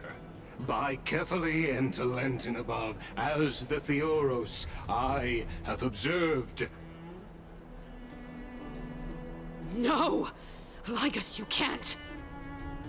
Onyxa, what have you done? Have you lost your mind? I hope you are prepared for the harsh punishment awaiting you. Mark my words, I will make sure that clever head of yours never forgets the price of betrayal. Have you forgotten? I told you that happens to be one of my rare talents. You put on such a grand performance, just to aid their preposterous flame chase journey? Performance? No, you are quite mistaken. I may be paranoid by nature, but I've always been known for my honesty. If you really understood me, Lady Kindness, you'd realize that I never had any interest in your pathetic little game of politics. Factions, standpoints, they are jokes in my eyes. I have never once switched sides. Because I, and I alone, am the truth. Lady Kindness, with all the citizens here as witnesses, we should honor the spirit of democracy and respect the decision of this assembly. I have observed that Akama has chosen her destiny. This citizens' assembly has resolved to continue the flame chase journey. This resolution shall be put up on the Wall of Heroes, such that all citizens are aware of the city's way forward. You! It seems not everyone is ready for the assembly to end. Very well. Let me entertain you for a little longer. By your leave, Lord Ligus. Interesting. Elders and citizens, your attention, please. Stay for a moment more, if you will. Anaxagoras of the Grove of Epiphany has an announcement for the assembly. What is this performer up to now? Flame chase journey. What do you think he'll continue? I don't know. So apropos. Frankly, still. Just moments ago, all of you made a decision on the fate of Amphorius. As a supporter of the Flame Chase journey, it pleases me to see the choice you have made. But I regret to say that I still harbor doubts about this outcome. Thus, I hereby challenge this resolution. Tell me, who among you dare swear to Kefali's name that Era Nova will truly welcome the fairy tale ending that the Chrysos heirs have promised? A beautiful new world free of calamity and madness? Nonsense! That's impossible! What is he getting at? Of course he... Not even for a second. No one? Must I pick somebody to answer? Very well. You, the one acting so wise and profound, in front of all present here, do you dare swear that it will happen for sure? No? Fine. Next. You, the one with ignorance written all over your face. Yes, you. Do you dare swear by it in front of the Titan?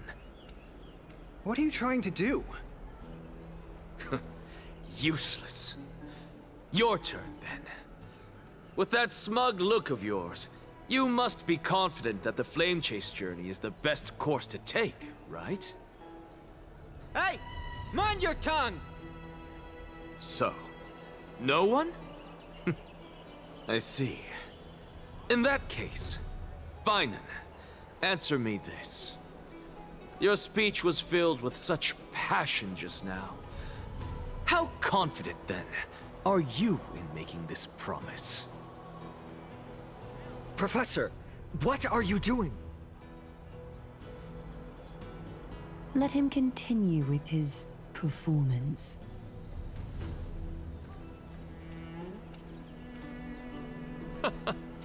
Will you look at that? Even Finan and Aglaya lack the courage to make such a promise. And what's even more absurd is that no one but I can promise you this new world. And yet, the Assembly passed the resolution anyway.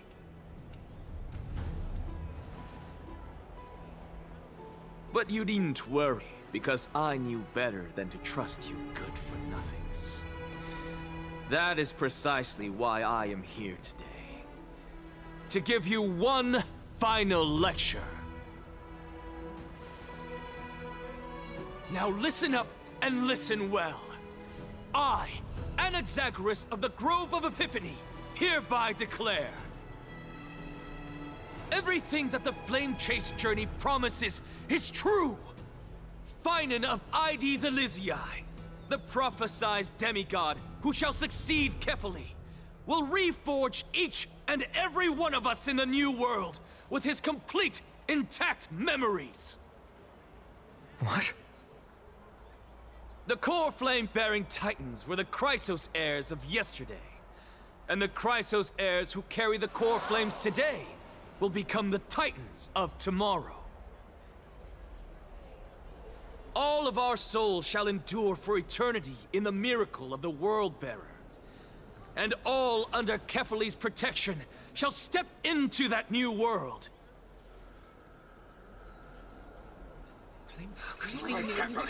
This is pure blasphemy! It's impossible! What?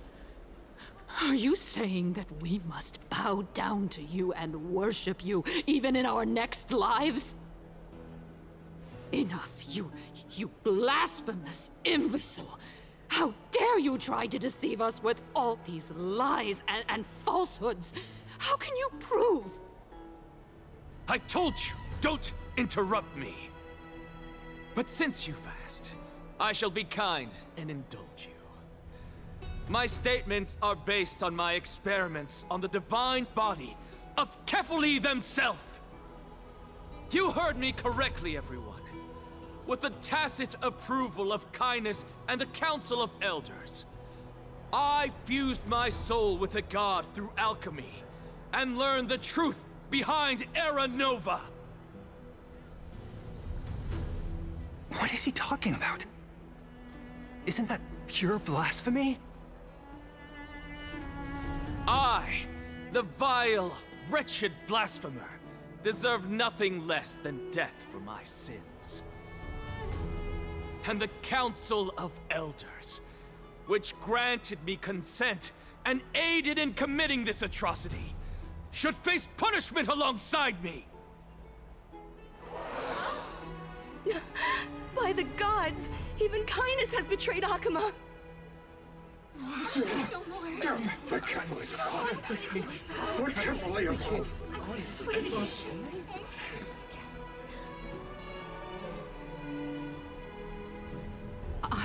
I had no knowledge of his transgressions. He did that on his own. The Council of Elders bears no responsibility for his actions. Lord Lygus, as the esteemed Theoros, are you going to simply stand by and allow the Council of Elders to be dragged through the mud? If the accusation is true, I will acknowledge it. If not, my conscience stands unburdened. Lady Kindness, the reputation of the Council of Elders was not built in a day, nor will it be shattered overnight.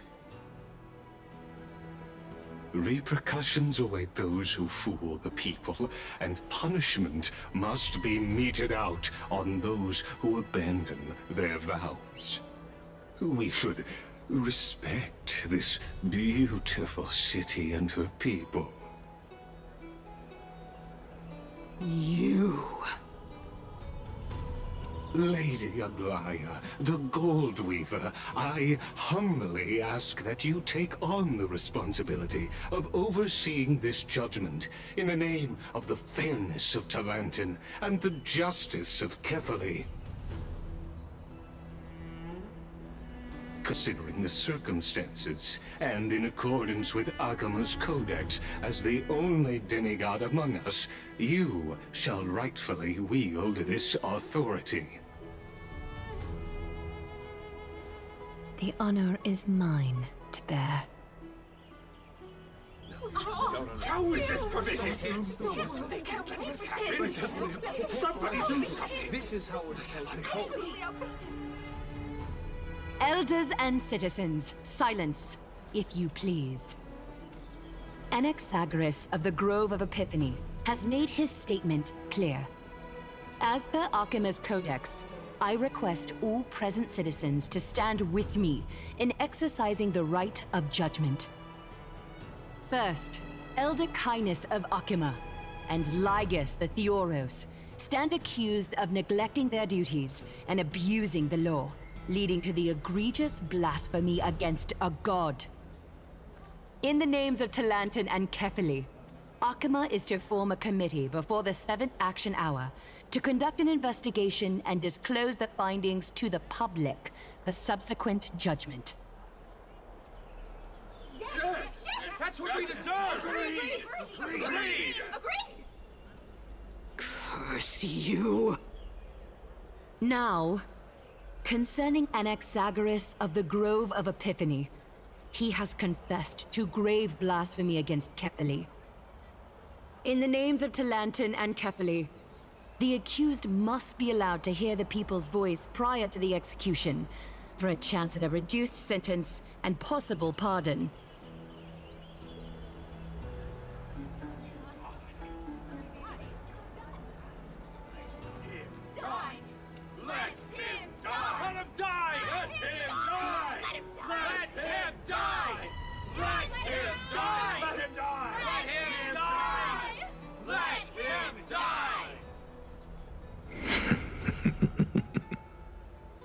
Professor.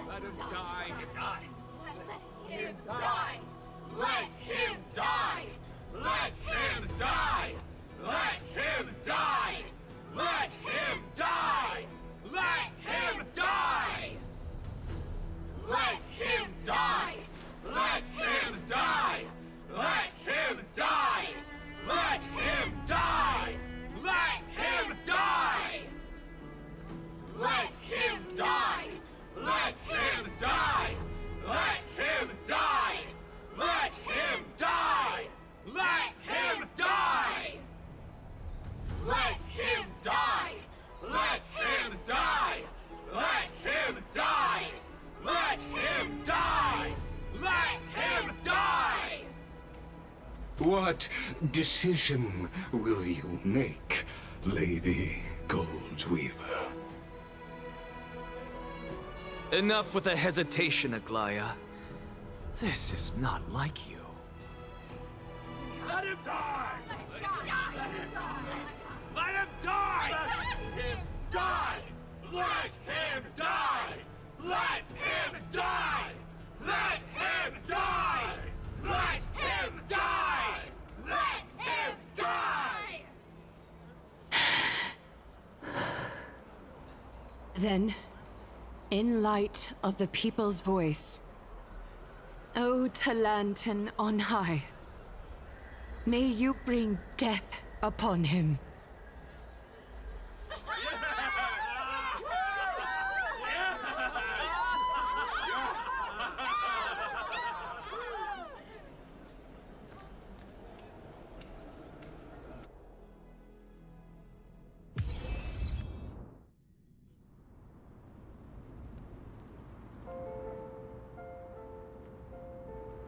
A sea of flowers. What is this place?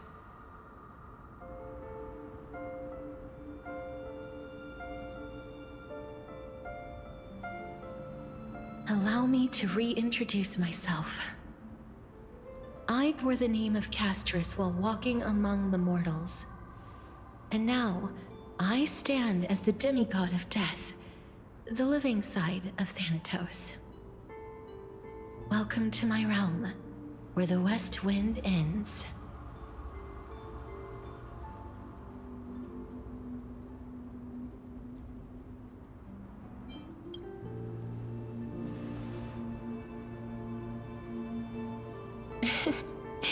You're still as energetic as always. Did you know? Every flower here was planted by Thanatos themselves. These flowers were originally both lifeless and immortal, but in the first rain brought by the River of Souls, they were given new life, flourishing as the bearers of countless souls. And it is my duty as the Master of Death to tend to their well-being and foster their growth in this serene haven. Similar to the structured cycle of life and death in the mortal world, these flowers too shall wither and fade, returning to the earth and then ascending to the sky with mist and tides.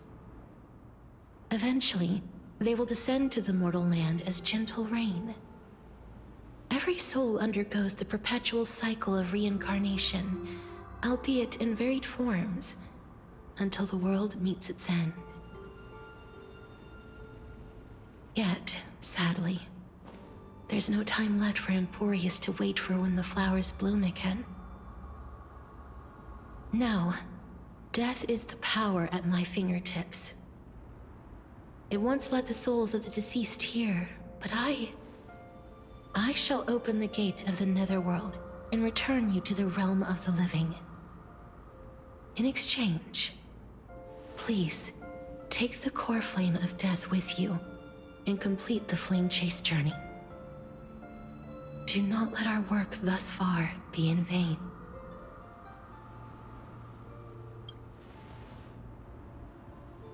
Thank you.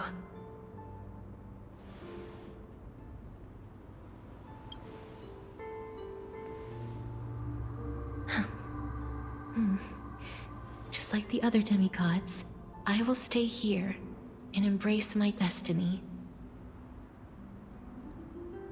That being said, it is not easy to guide a lost soul back to the mortal realm. The whispers of death are sweet and alluring. If your determination wavers, you will succumb and be forever ensnared by the netherworld's grasp.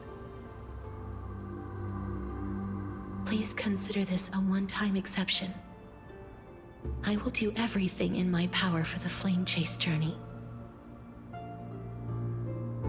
And for your life, the only life I can save.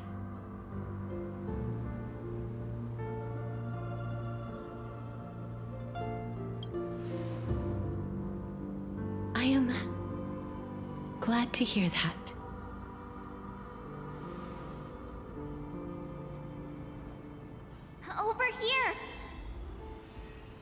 Keep moving forward and don't look back. Keep going. The Express is right here with you. I believe in you.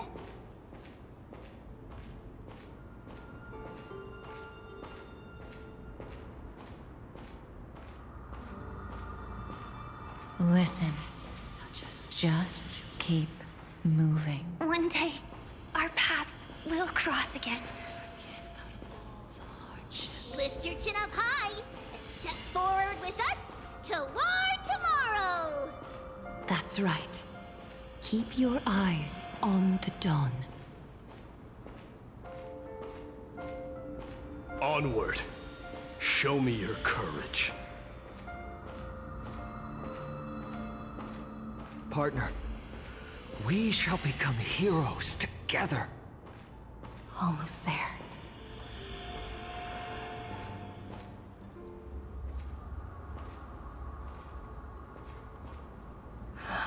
Finally.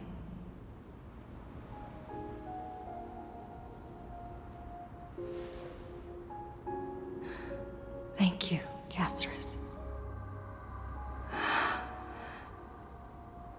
Since I've already made it to the end, maybe I can have one last glance at that sea of flowers.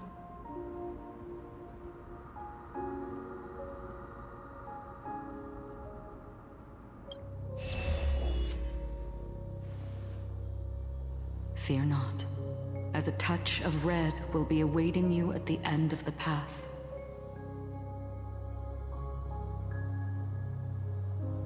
It'll guide you and illuminate the way out. By doing so, you'll eventually reunite in the warmth of the sunlight.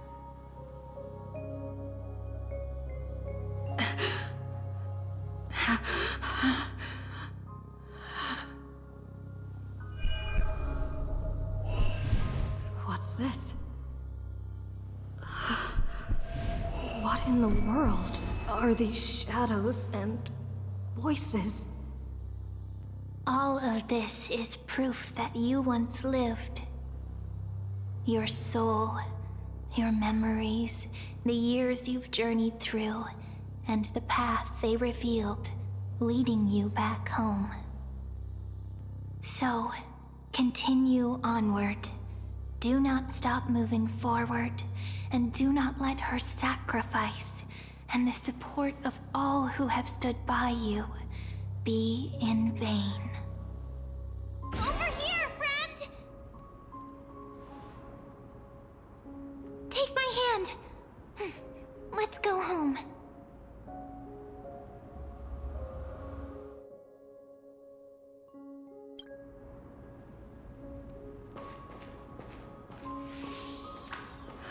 Let the trailblazing continue.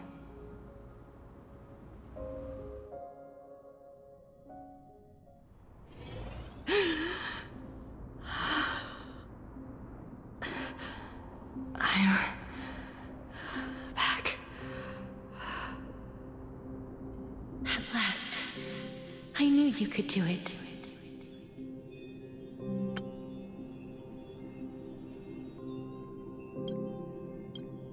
Your soul is still perfectly whole.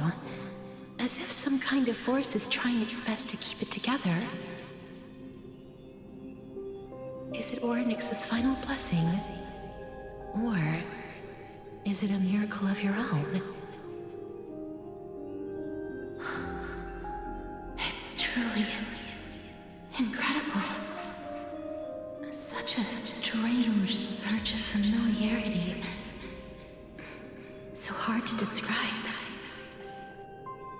Perhaps it is fate, once again fulfilling its own design. Or perhaps it is the laws from beyond the sky, so familiar to you, that intertwined our fates long ago.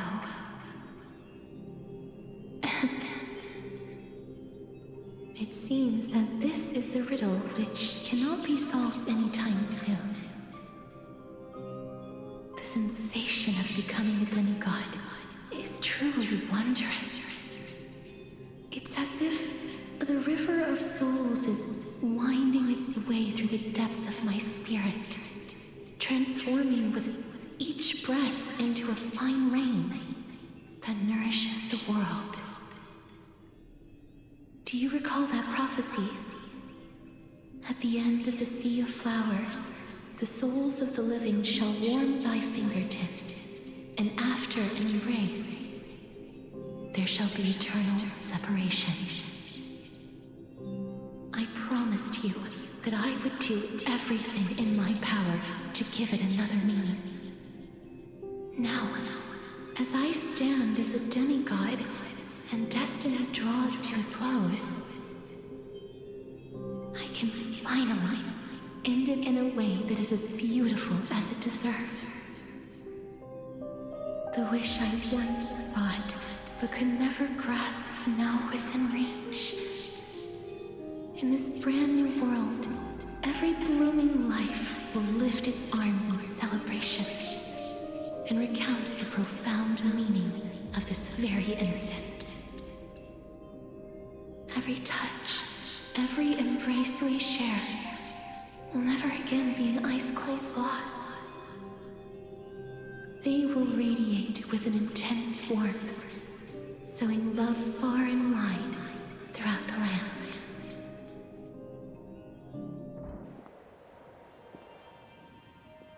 The other shore is very cold.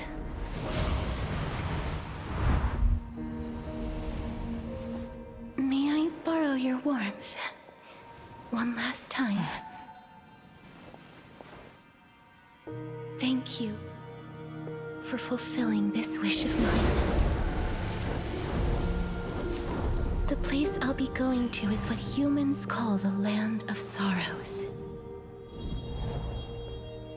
But with this heartbeat and the residual heat of this embrace, I shall turn the Netherrealm into a gentle place of rest.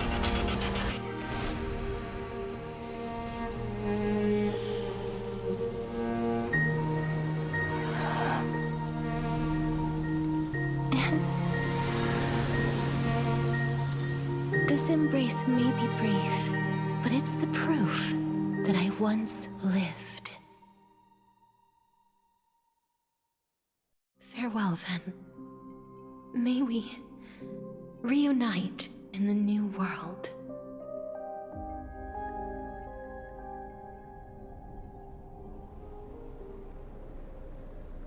That grand and absurd performance was what you've been seeking your whole life? I gave up everything in search of truth, and it culminated in this very moment. You, on the other hand, performed as I expected. You did not hesitate when you saw the chance to attain power. It's as if you... Crave power, like a fly craves rot. Those are your words, not mine. But what you said at the end, did you already know what I had planned for Thynan? I may have lost an eye, but my vision is clearer than anyone else. You've nearly exhausted your humanity. You're no different from my current state as a walking corpse. That's true. I've long since burned to ash over the past 1,000 years. Only he is capable of unleashing a raging fire that rivals our final great enemy, Aquila. So, this is our last chance. How about we let go of the bad blood between us? May I resonate with your core flame, Aglaya? Please do. That's impossible. To persist with your soul thinned to such an extent. You're insane. Just as you fight to lug your corpse onward to complete your unfinished goals, I have my own reasons for doing this. Until Thynan grows into his position as the prophesied leader, I must continue to lead everyone on the flame chase journey. I must keep inching forward, even if only as an empty shell. I've long predicted this was the case, but I didn't think you'd already lost so much. How ironic. We would have avoided so many misunderstandings if you and I had just spoken this candidly before. But casting aside our ideological differences, there is one thing you and I agree on. Finan. Yes. He was born to be a hero. He understands the hearts of the people, and I can confidently say he is a far better leader than you. Only he is capable of fulfilling your mission. Sadly, he is a man cursed by Nestia. But by my estimates, his horribly elaborate sense of style should not impede Era Nova. Congratulations are in order. We found common ground at the very end of our destined paths. When you put it that way, it makes me want to take back what I said. Glaya, we're back. Come welcome our great hero reborn from the ashes. I hope he didn't hear your earlier assessment. It wouldn't be the first time I criticized him. A man should be aware of his own shortcomings.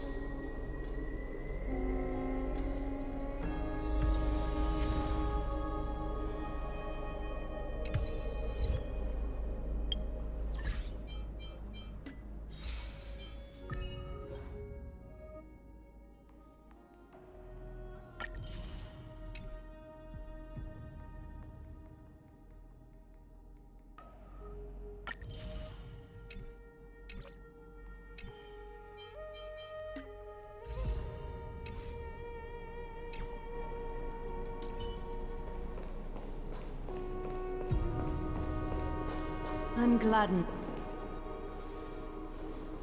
But I don't see Castris among your number.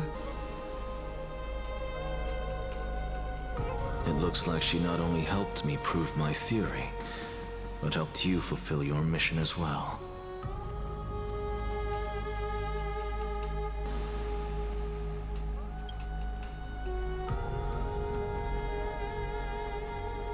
She might not have been able to change her fate, but she still wrote the final verse of her epic herself.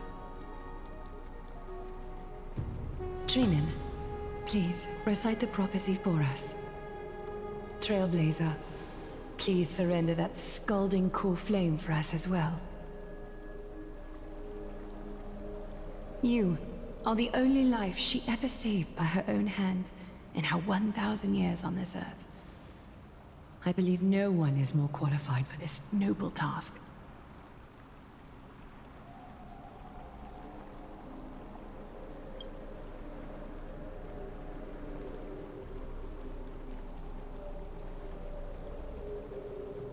O gods who have returned, and gods who are still watching, today we bring you a soul laid bare.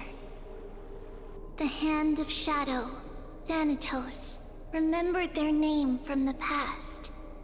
From daylight they came, and to their fragrant dwelling they return, to walk now among your ranks. And there was one who joined hands with the Titan, a traveler risen from the dead, and reborn among mortal kind. She is the everlasting night, and shall now proclaim in her good name, O Majesty of the 12 Titans, pillars of the world. We seek your divinity to mend the rifts of the world. Fill our bodies with blood of gold, till we wither in willing service to the prophecy. Step forward, trailblazer from beyond the sky, and together with us, surrender the core flame and carve their star into the sky.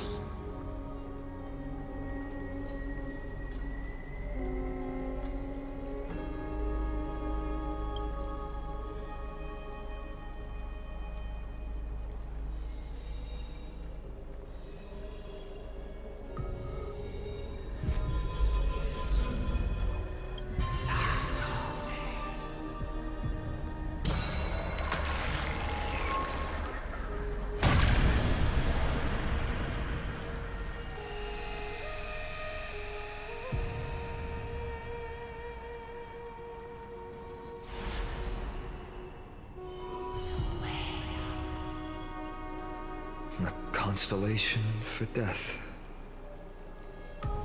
For life and death, to be more precise.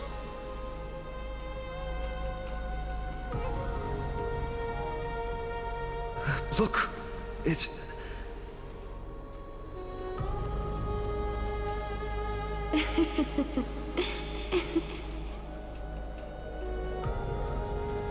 Is that Castorus? No, it's only a divine echo. I think she's here for the trial.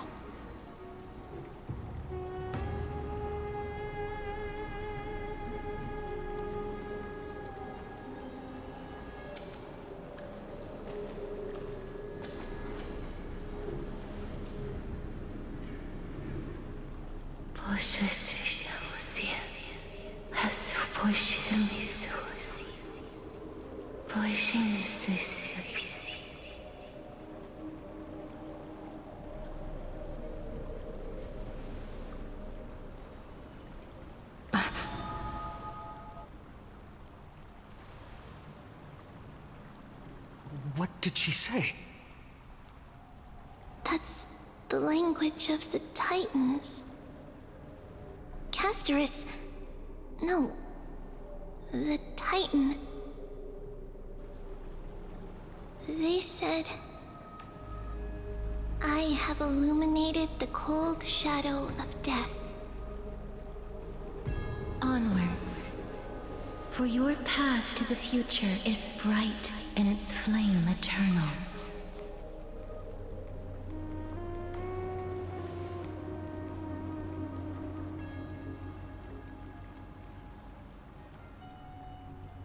Do not forget.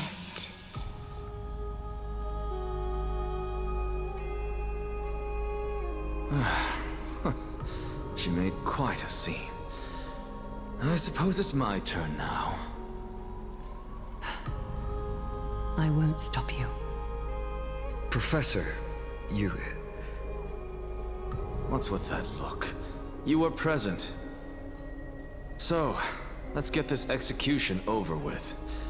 We wouldn't want to bring shame to Akima's divine laws or keep me from creating a new world. You never change, do you, Professor? I don't understand. If your theory is correct, you'll lose all memories of your past life once you become a Titan. So what's the point of becoming a god?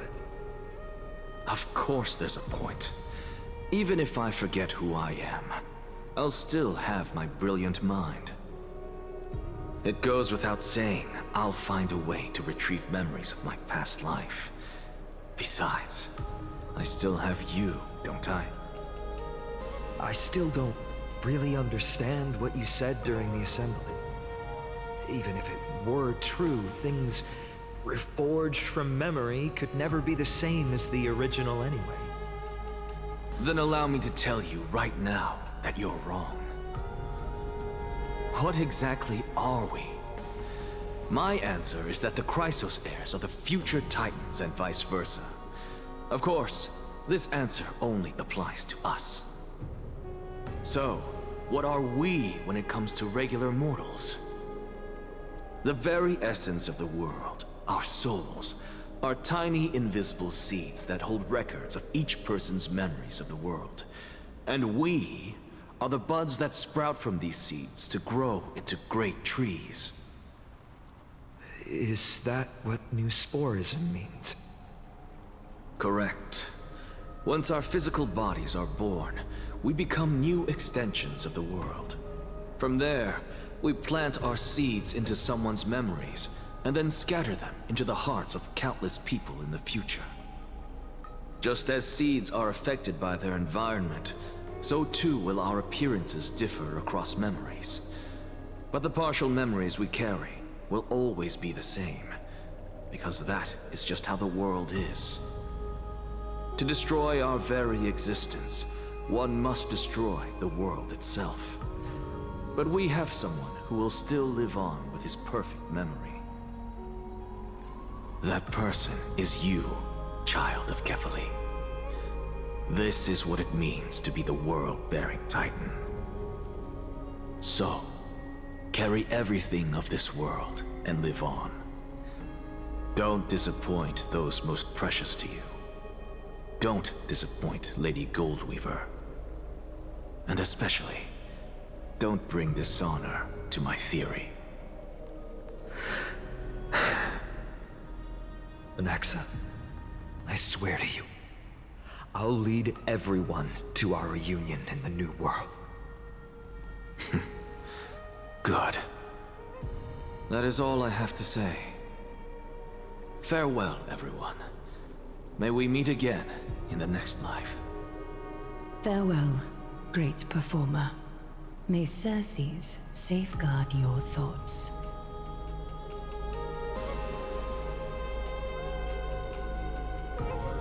May Circes safeguard your thoughts. Are you satisfied, Honorable Titan? Very. I hereby swear I have borne witness. Anaxagoras of the New Sporists and the Grove of Epiphany has successfully overcome the trial of reason. Thus, I shall confer upon you these words. You shall transcend the peaks of purity and return to corruption and hardship. Oh, so that's a god's prophecy. It sounds like you just rephrased my past, present, and future. Oh, Circes. Is that all you've got? Well, you've already transcended the peaks of purity, and you were never the type to give me any leeway. That is true. But I do still have one question. I knew it. What is it? Maybe we're thinking of the same thing. As you've so boldly stated, we and the world itself live on through the memories of others. If that is the case, whose memories did the very first new spore sprout from? How should I know?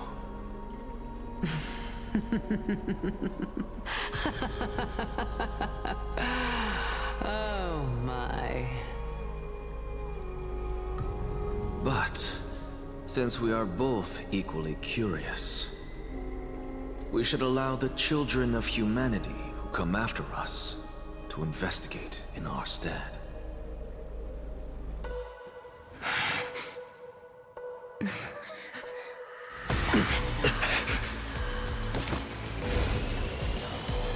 Rejoice, Circes. I sow the seeds of suspicion in the new world with your soul! And now, the objective is complete. That is all.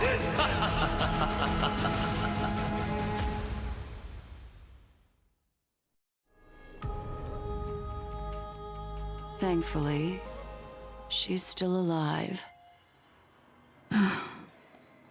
Was March 7th also in this condition when she was first rescued by the Express?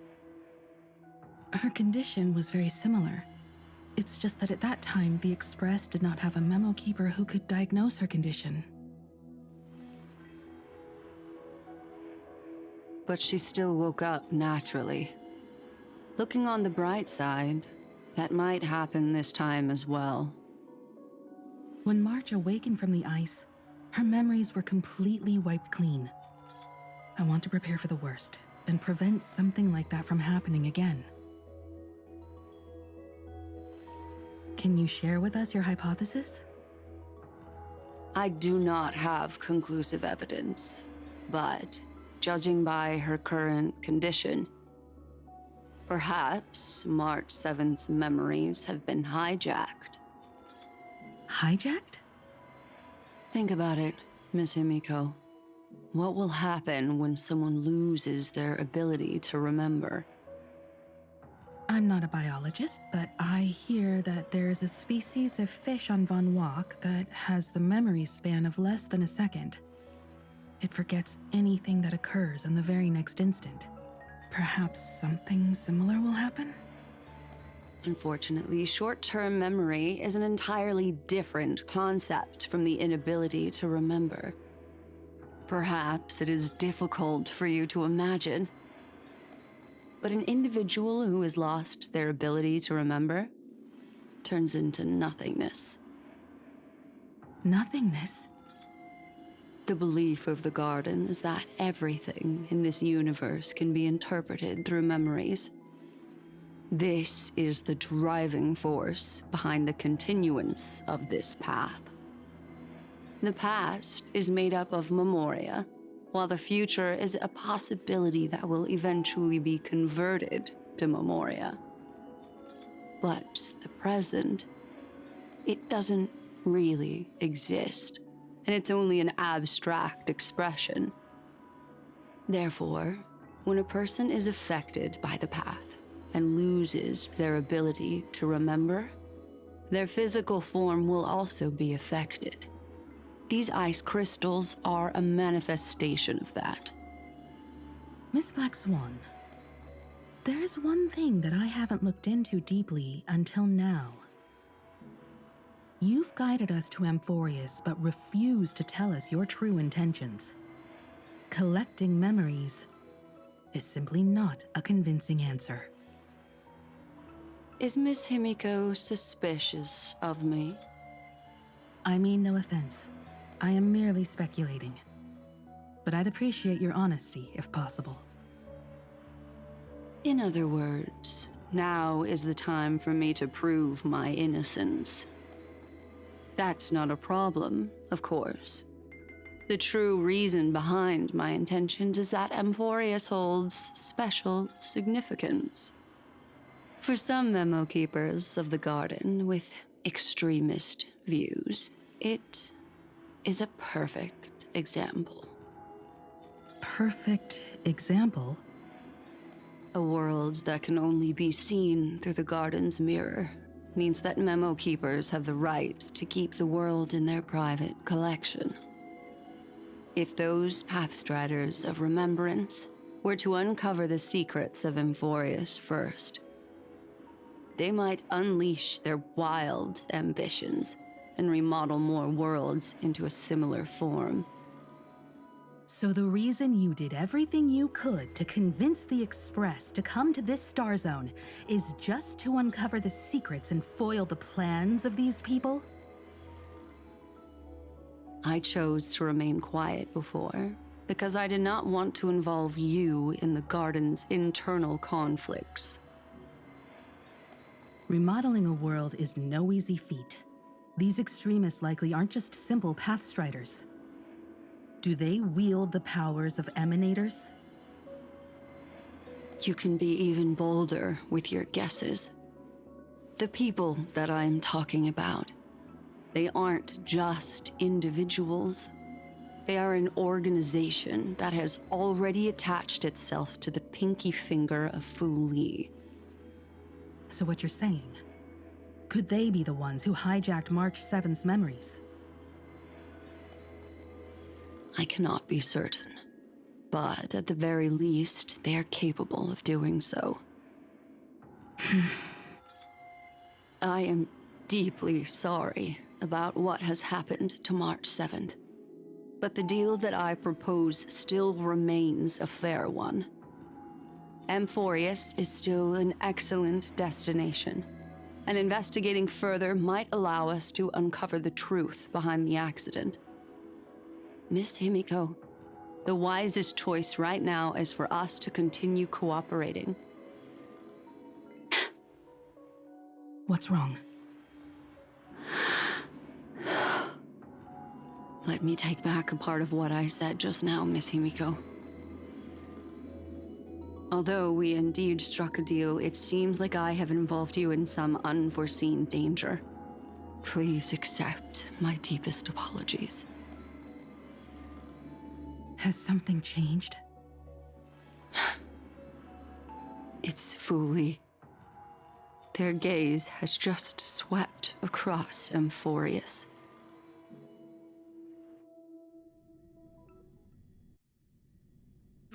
Oh, how interesting.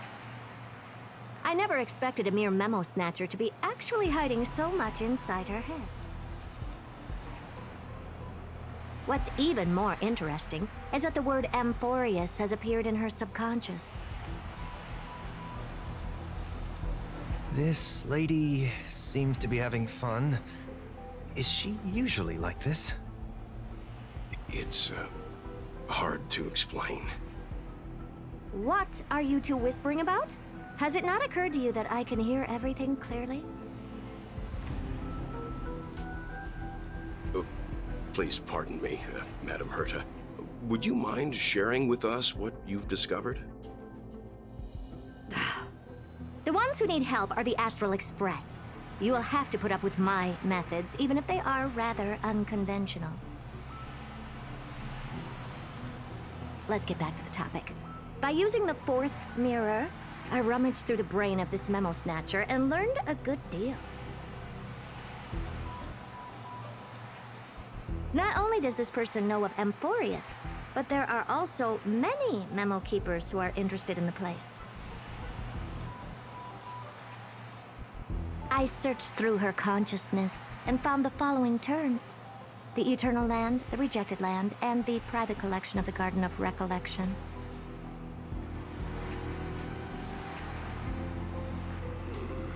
It seems like Miss Black Swan is indeed hiding some things from us. Since I'm not able to find any useful clues from the outside, why don't I personally visit this mysterious Amphorius? You're planning to head to Amphorius yourself? Yes, but not in the flesh like you all foolishly did. See these Herta mirrors? With them, I can project my data spirit entity to any corner of the cosmos through spatial warps, without even needing to leave my room. But of course, these corners of the cosmos must be within the coverage zone of inter-astral peace communications. After all, this is collaborative technology. I see. You do seem like the more indoor type. Although that star zone is not within the network of the IPC, the Express itself can serve as a signal station. Come, give me the astral chart coordinates. Then, sit back and enjoy the show.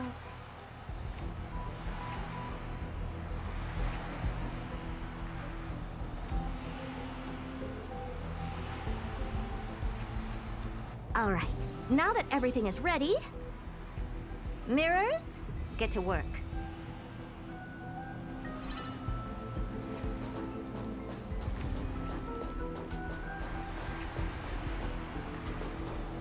First mirror, input the coordinates. You'll be in charge of the spatial warp. As you command, Madam Herta. The preparations are complete. I wish you a pleasant journey ahead.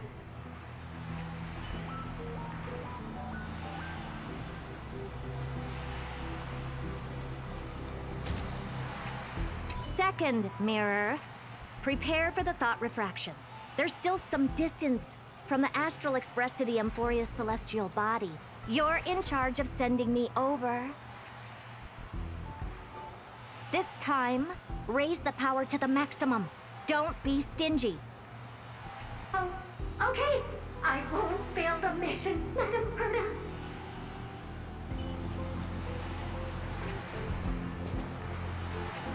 Third mirror, you're in charge of generating the data spirit entity. I'm happy to help, Madam Herta. What kind of appearance are you planning to use this time? Good question. Let me think. Forget it. Just use my own appearance. There's no one there that'll recognize me anyway.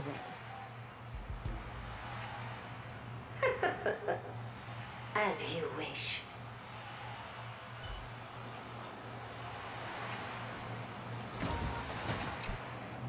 Preparation of the data spirit entity complete. Thought refraction at max power. Excellent. The first mirror. Let's get going. Have a safe trip, Madam Herta. May your journey yield good results. Coordinates input complete. Preparing to activate spatial warp. Destination: unknown celestial body. Amphorius. Spatial warp countdown. 5, 4, 3, 2, 1. Warp activated.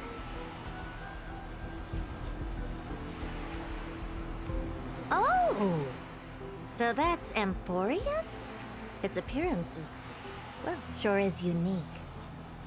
Second mirror. Prepare for thought refraction. It's time to send me in. All right. Please read the safety protocols carefully. Can't you hurry up? Yes, ma'am. I didn't expect it to be so turbulent. I should have asked the second mirror to use slightly less power. What a magnificent sight! Is this the entrance to Amphorius? Let's see. Perhaps I'll be able to find a way in.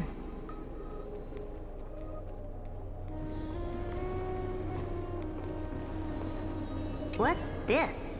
A statue? It's ugly. I don't like it.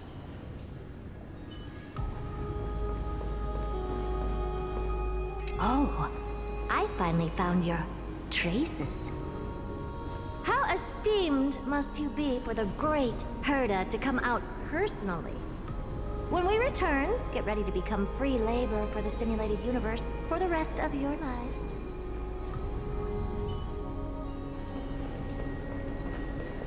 What's this? How creepy.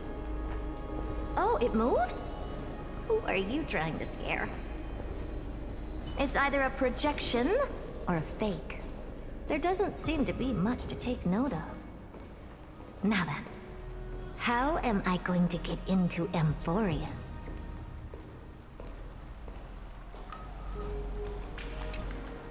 My deepest apologies, esteemed lady.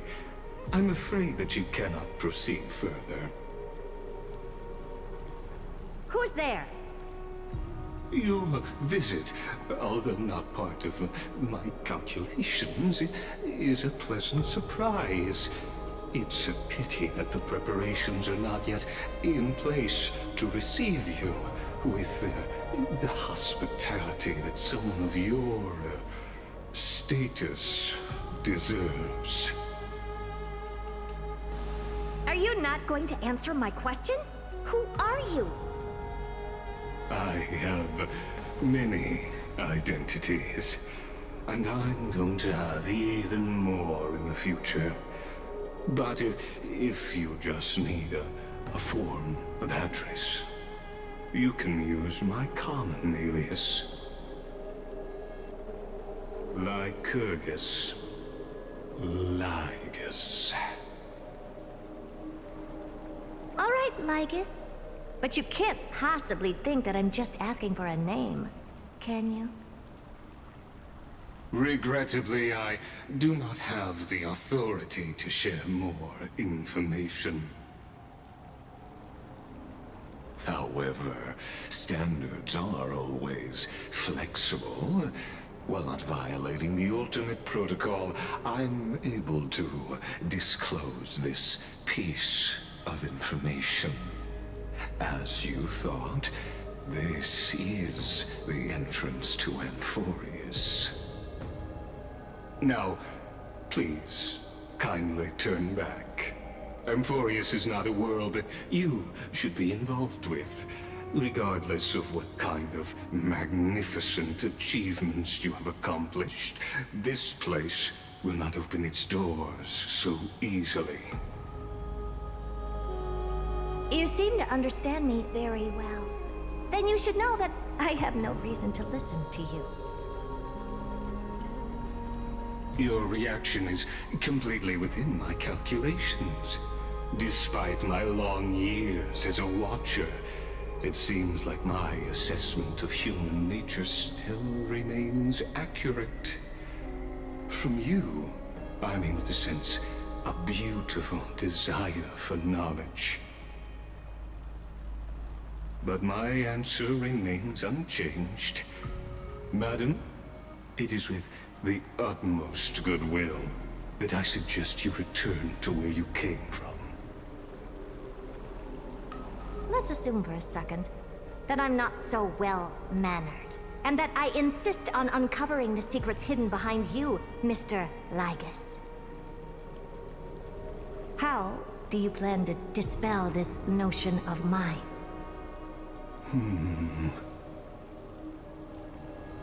Within the scope of the Ultimate Protocol, there are 178,244 logic chains at my disposal to convince you.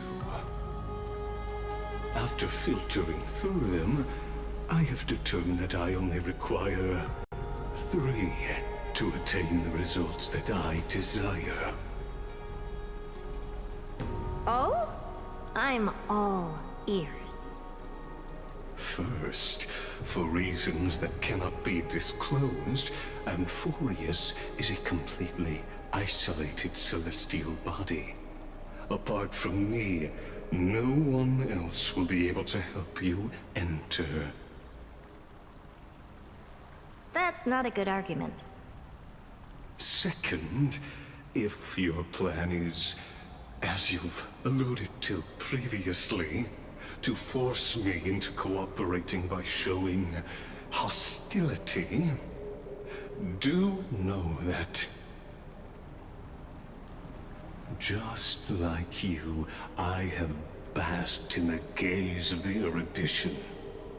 I stake my honor and assure you that, in the worst-case scenario, our mutual destruction will be inevitable.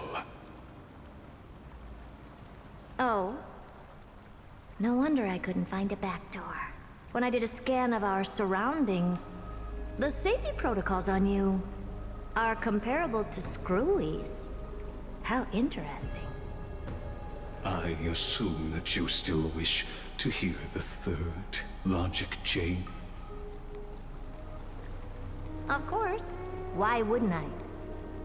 Third, even if you exhaust all your means and find a way to break through, you will surely give up once you understand the consequences of your actions. After all, throughout your long life, as much as you'd hate to admit, your conscience has played a crucial role. What a brazen robot. You think that you can actually understand me through your paltry calculations? But since you put it that way, why don't you tell me what these consequences will be? It concerns the third path that is entangled with Amphorius. A path that you and your friends still very much lack understanding of. The destruction. So, if you ignore my warnings and persist in your ways, you will break the shackles of a Lord Ravager. And when that happens, their fury will engulf the cosmos.